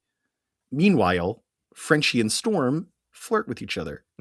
Yeah, it's a weird throwaway scene. It's the night of the big ballet production of Laurentia, in which another Russian dancer will perform. Pat, what's Laurentia? Laurentia. I don't know, Matt. I'm not following the ballet. Okay. Nightcrawler sits in the stands while other attendees look shocked at his furry blue skin. But one audience member taps him on the shoulder and asks him what brings him there. That audience member is the Thing. Aw. He's smoking a fucking cigar. Dipshit. While Kurt and the X-Men are here of their own volition to make sure Moon Knight is okay facing Bora on his own, the Thing and the Fantastic Four were invited by Moon Knight as backup. All right. This is so fucked up.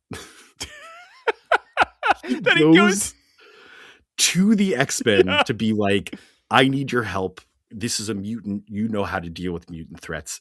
Please tell me what I need to know here. Doesn't ask them to help him out. Professor Xavier is like, oh, it must be because he wants to prove to himself that he can do this. But no, he goes and invites the Fantastic Four. He just doesn't trust that maybe he's mutant phobic. Well, so this is what I understand to be a problem for a lot of marginalized people, right? Where like, if somebody's making a show about trans issues, they will go out and consult trans people left and right. They'll hire somebody to work on the show and act as a consultant, but they'll still hire fucking Jeffrey Tambor to play a trans person on the show. Yeah, and the hire cis writers. They'll go to a trans writer to be like, hey, can you help us figure out how to write trans people? And then won't hire them as a writer. Yeah, can you teach this room of cis people how to write a trans person? Oh, I could just write the dialogue. No. You're consulting.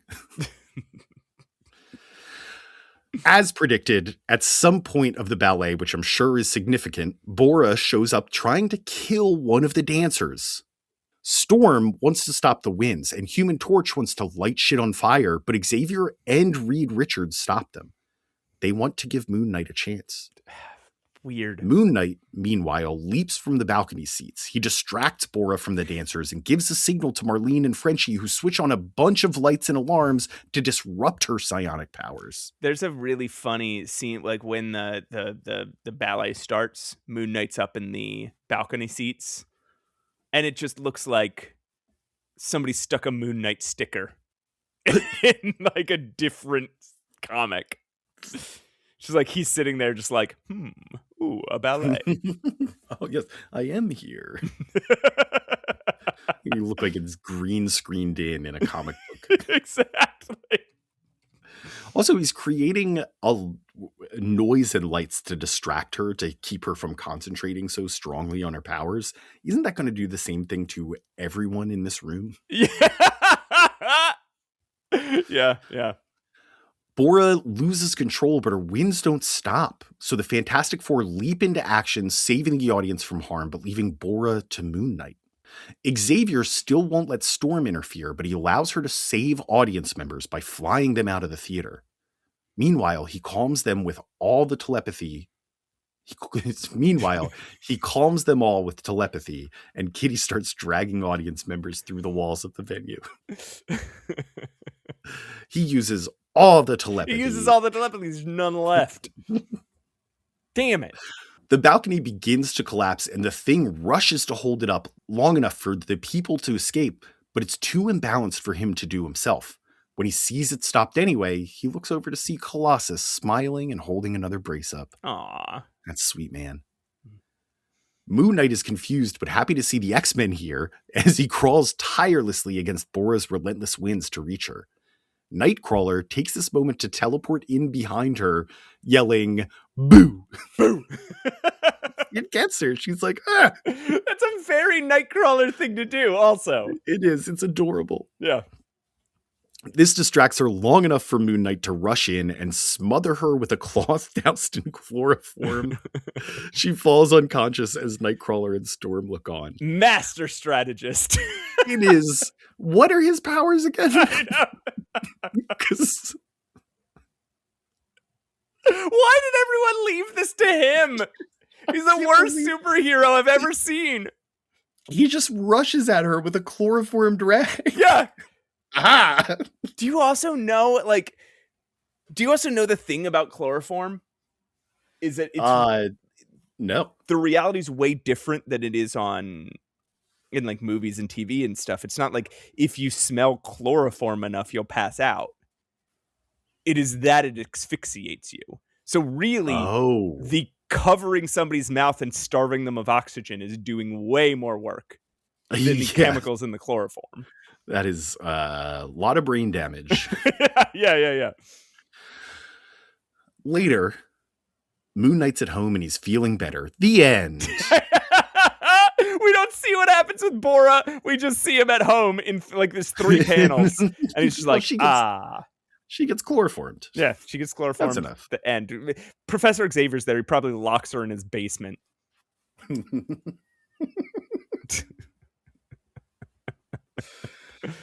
Oh, Matt, we got anything else left in the tank here? We do.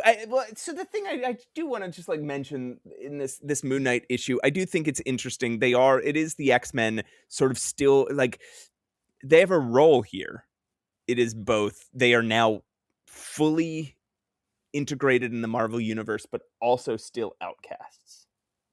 Right. Yeah. They are the people you consult about mutant issues. Yes. And like Colossus is as heroic as the Thing. Kitty Pryde is as heroic as the Fantastic Four. Right? Like everybody is they are as heroic, but they are not the ones Moon Knight brought along. Right. And Fantastic Four is the one that's going to be praised in the newspapers about it. Exactly. I think the moment that hit me the most was Kitty Pryde being like, "Oh my God, it is so exhausting to carry a person." But fuck. Well, let's get back to it. Get back in there and do it again. Yeah. It's like, Kitty Pryde is one of the most heroic people in that whole fucking room. Like probably more than the Human Torch. Probably more than the Thing. Probably more than Reed Richards. Maybe not as much as Sue Storm. But right. And this is kind of a trick that they pull with her every once in a while, which is like she's a teenager, so she can have these thoughts. It's okay for her to be like, this sucks. But it's the only way to move forward. Like her making the heroic decision in real time rather than just being adjusted to making heroic decisions. Right. Remember when she was saving the X-Men and she was like, well, Cyclops said. Yeah. That this is the scariest thing I've ever seen, but Cyclops said it's okay to be scared. Yeah. She rules. Kitty Pryde's like fast becoming like one of my favorite characters of all time. She's great. All right, Pat, I'm going to tell you about another comic. It's not the X-Men. It's Marvel Fanfare number 24. The comic it's called Elegy. Okay. And we'll talk about it in a second. It's written by Chris Claremont, penciled by David Ross, inked by Bob Wyacek, lettered by Rick Parker, colored by Bob Sharon, edited by Al Milgrom, and the editor-in-chief is Jim Halpert. It's released on October 8th, 1985. Cover date January 1986. Ooh, we're flying forward. We're hopping forward a little bit, but I'm alive in this era. This came out and I was alive. I'm still dead. The first time that's happened. I'm still dead at this point. Is that what happens before you're alive? You're dead? Yeah. You're dead, and then you're alive, and then you're dead. Before we talk about it, before we get into what happens, I want to talk about the premise of this issue. It's the Marvel Universe floating poker game. Yeah. This is iconic. It's Pat. One of my first X-Men comics that I ever owned and ever read was X-Men 48. Where they have a poker game with the Thing in, apparently, I looked this up, in Angel's Loft in Soho. Okay. And it's like Storm and Gambit and Wolverine. The Thing is there. Beast is there. He's always there. Because there's some people who are mainstays. They're not there at every game, but they're there for most of them. Like the Thing, the Beast, Nick Fury, and Jarvis. After this story, Wolverine becomes a mainstay. But yeah, sure. Apparently more than spoiling it. Because it's more than 50 heroes have participated in this thing over time. Even fucking Kingpin showed up once. I think I do know about that. I think that was during like maybe the Humberto Ramos drawn Spider-Man in the early 2000s, and Kingpin shows up and they're like, we gotta fight you, Kingpin. And he's like, actually, I just want to play poker. Just here to play poker. And he pops open his suitcase and it's full of money. And he's like, let me play. And they're like, all right, man. But this is the third ever issue it's ever happened in. And it started in 1979 in Marvel 2-in-1 number 51. Okay. It was invented by writer Peter Gillis. And the artists were Frank Miller and Bob McLeod. Holy cow. I know. Okay. Yeah. Then in Marvel 2-in-1 75 in 1981, then this. There was also in Fantastic Four 542 in 2007. There is chronologically, there is a game that takes place between two of these, but. Okay. But it's not actually written about until. Exactly. Yeah. Decades later. So and they call it the Marvel Universe floating poker game, and it's like this recurring event. No one knows when it's going to happen, and it just pops up randomly throughout the comics throughout the years. It's rules. So cool. Yeah. I mean, because Wolverine's a mainstay and Beast is a mainstay, we wanted to cover it here. Yeah. And for other reasons that you'll see, a flying Porsche arrives at Avengers Mansion, and out pop Ben Grimm and Nick Fury. Oh. Ben Grimm the Thing. They pass through a demanding security check before entering the mansion, where the Thing is enraged by what he sees. The poker game has started without them! God, you mugs. You're worse than the Yancey Street gang and my Aunt Petunia. Beast, Wonder Man, and Manhattan... Look, Pat... Yeah. Who the fuck is this? Manhattan DA Blake Tower. You don't know Manhattan DA Blake Tower? How would I know Manhattan DA Blake Tower? I know the name because he is in Daredevil seasons 2 and 3, the Marvel Netflix shows. So he's a prominent character there. And when I saw him here, I was like, oh, I guess they didn't just invent him for the show. He's Blake Tower.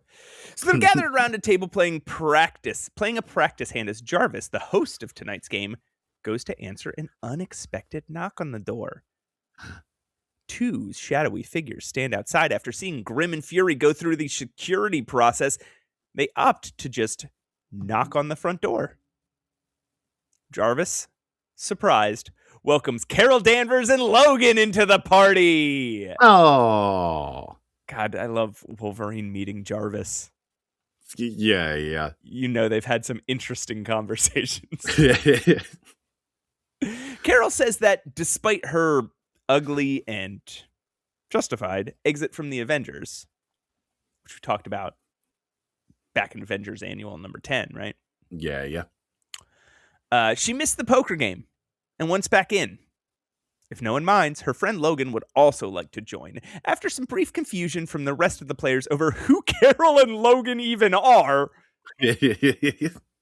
they're joyfully invited to take a seat. They resolve like, oh, Carol is Miss Marvel. Hey, I'm Miss Marvel.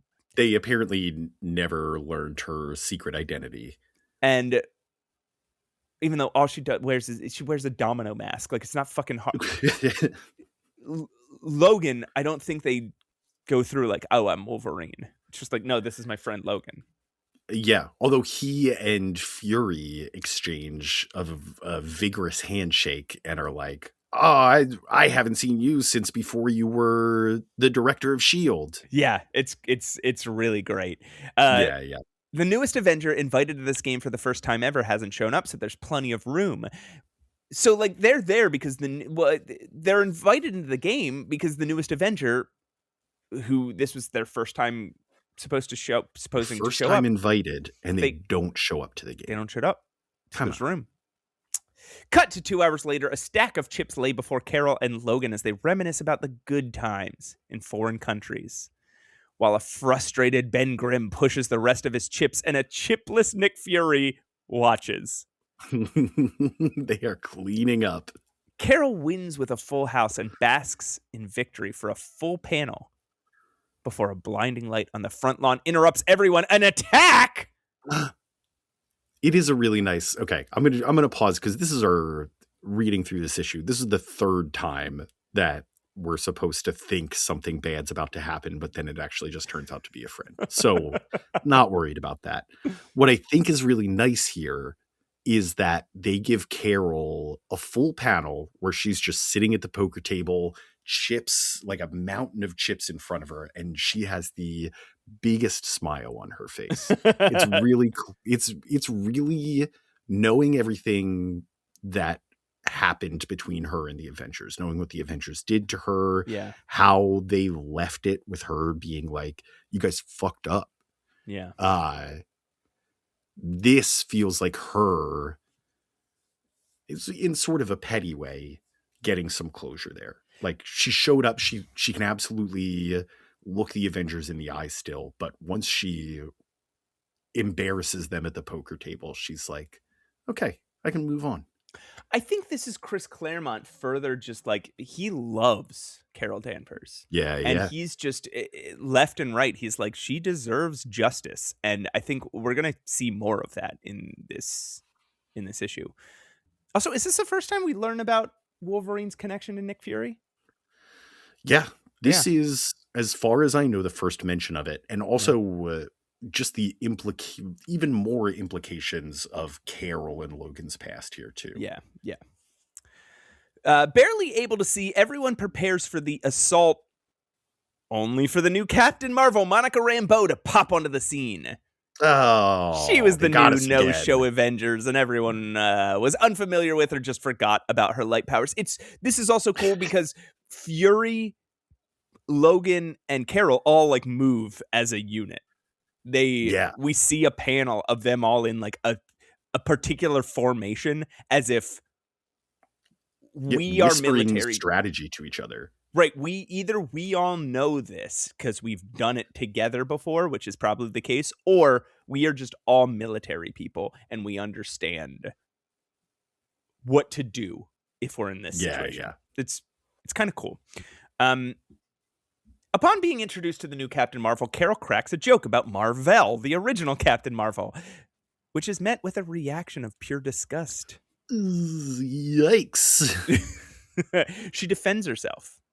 If Mar-Vell were here right now, he'd crack a joke about her, prompting Fury to break the news that no one realized she hadn't received. Mar-Vell is dead.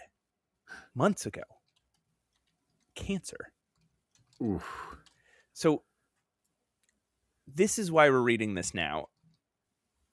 The death of Captain Marvel happened in a 1982 graphic novel. Yeah. There's some other things that time this to around the time that we're reading right now, which we'll get to towards the end. But clearly this is taking place around where we are in Marvel canon right now.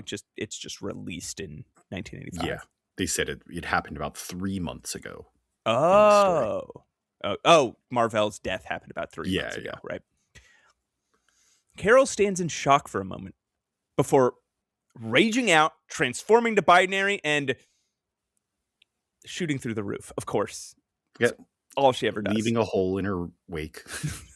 Everyone but Logan is shocked.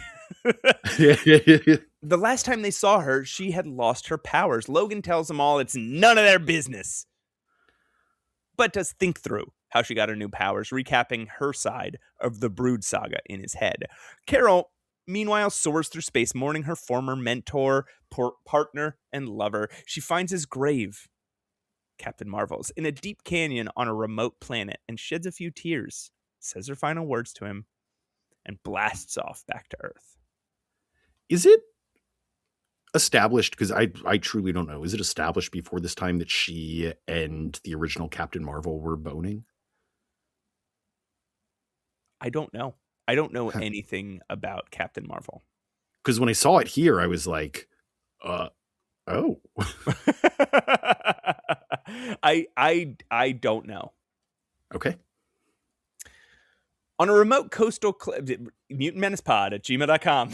Please tell us. On a remote coastal cliff, Logan finds Carol looking out over the sea in silent contemplation. He tries to comfort her as her close friend, someone with whom she has a long history.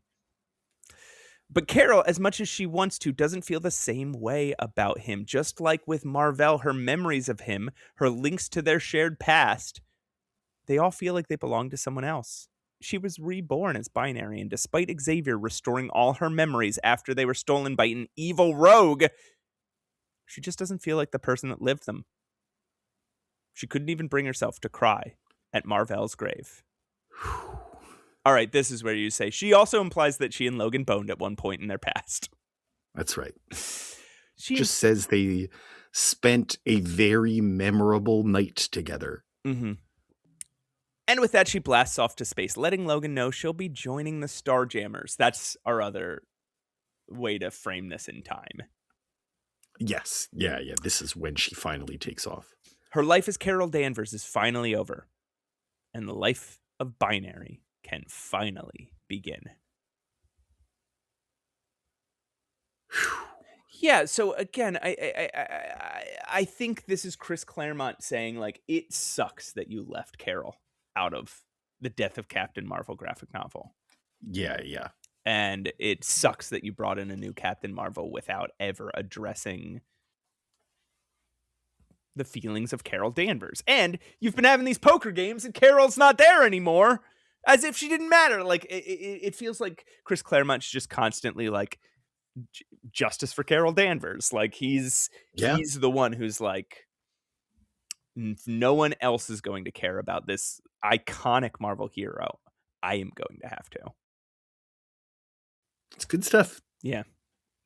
I mean,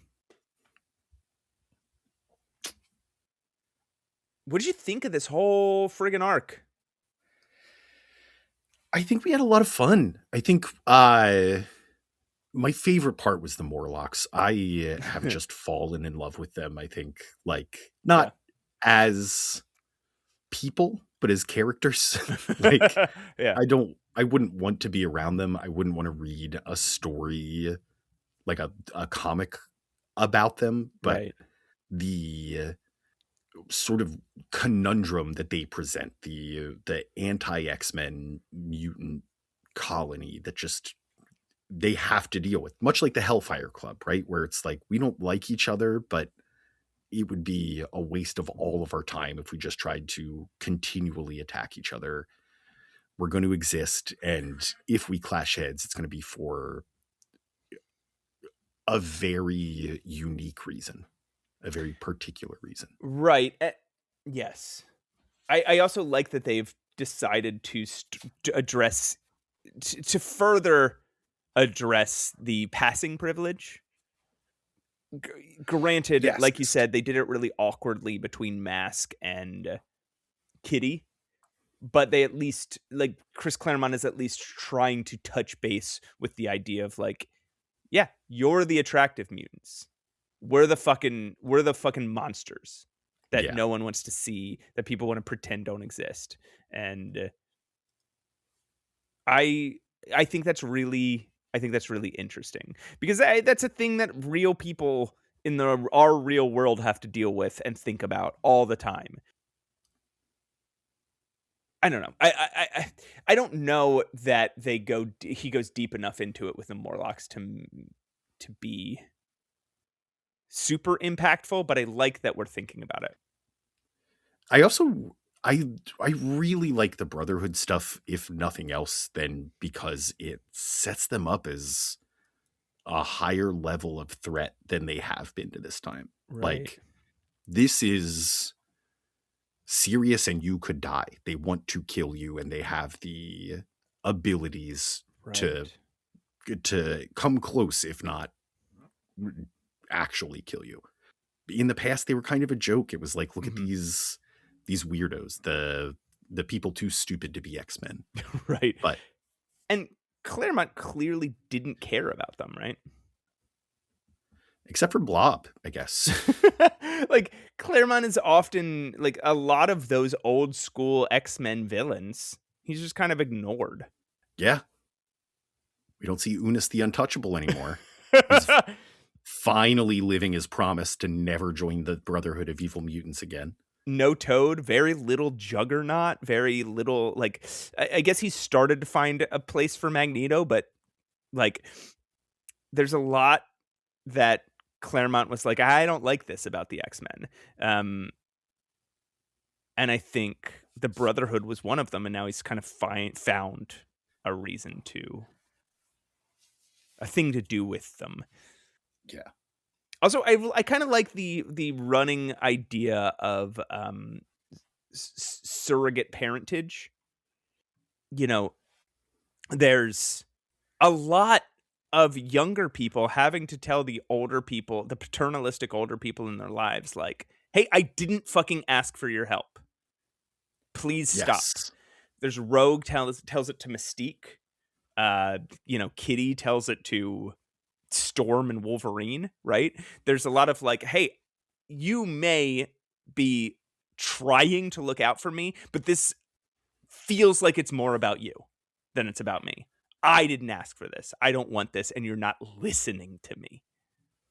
Right. It's which mirrors a lot of the X-Men's interactions with Xavier too. Yes. And it's very much somebody born in the 70s talking to somebody born in the 40s or 50s. Like, that's just the difference in being a teenager in those decades and like how independent you can be.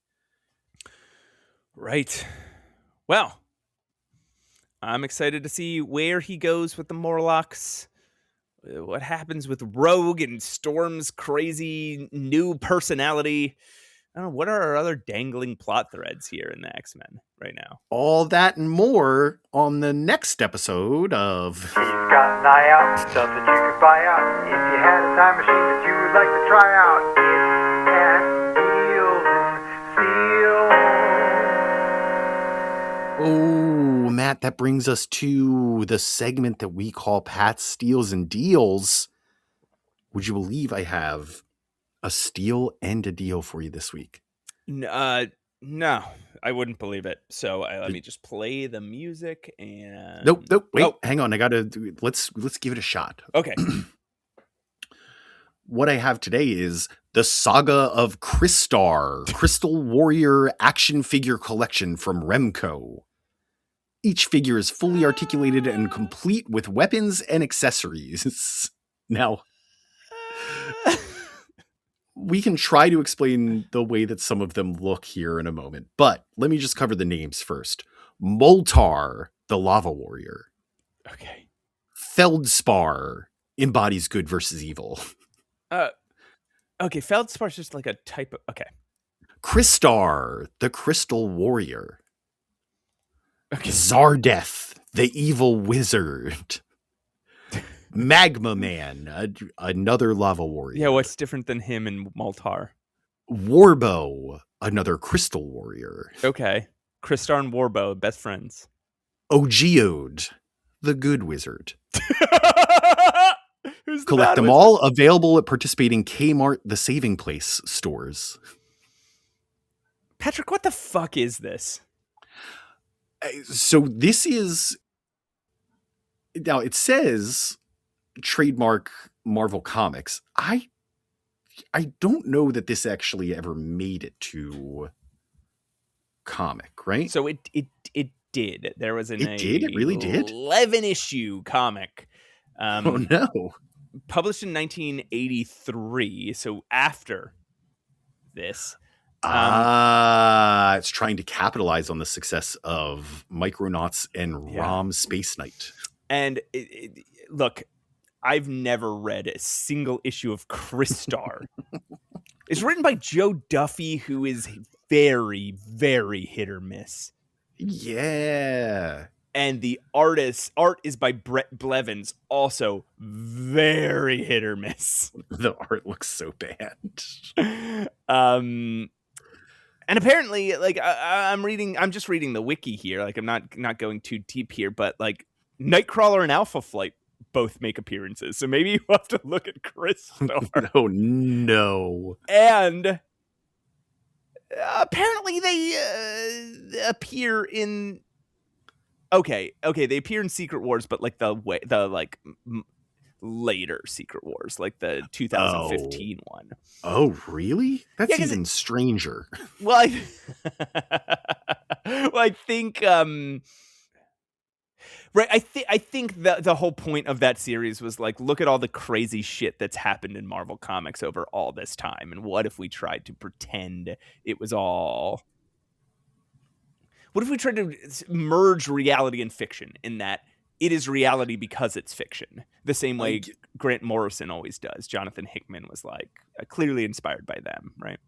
Right. Almost in the spirit of the Marvels, right? Where it's just almost a look back. I mean, Secret Wars 2015 is very active plot-wise as well, but there's a metaphor there of like, look at all Marvel Comics has done. How could we possibly move forward from this?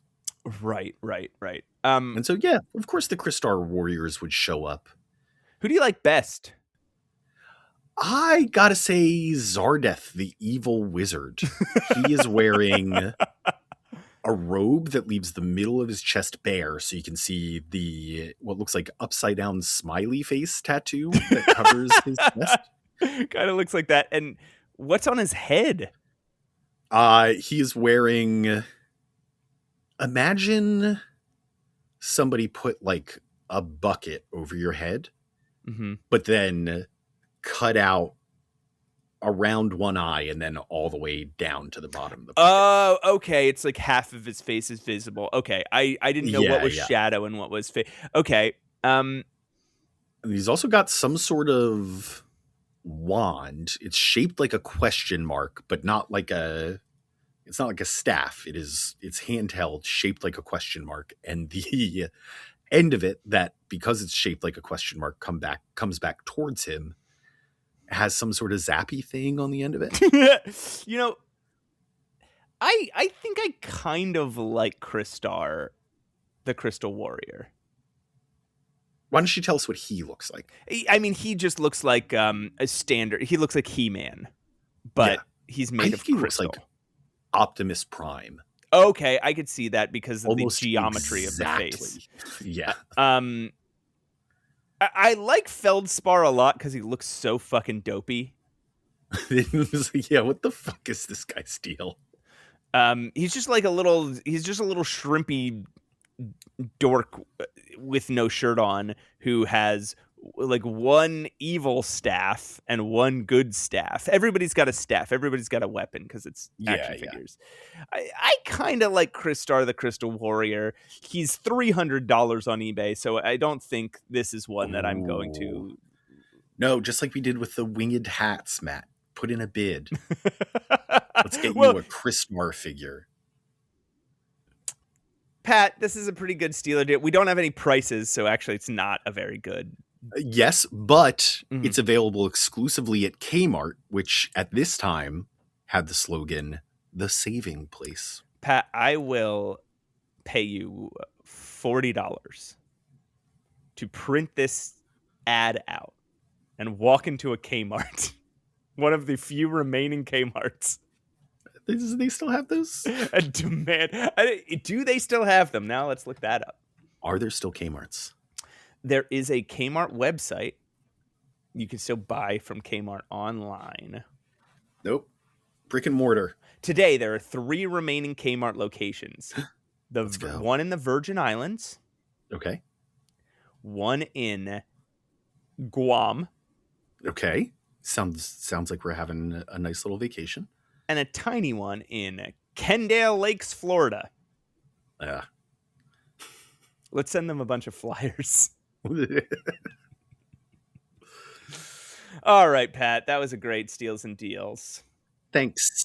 He's got an eye out, stuff that you could buy out. If you had a time machine that you would like to try out, it's at Deals and Steals.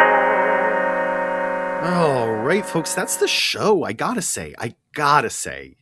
Say it. Thank you so much for listening. And as much as you've done for us already, we just need a little more. Just like, subscribe, comment, share, tell your friends online and offline. Just let people know about us. Follow us on Instagram at Mutant Menace Pod. You can join our Discord. We'll leave a link in the comments here, or link in the show notes. But what if they love us and want to give us money?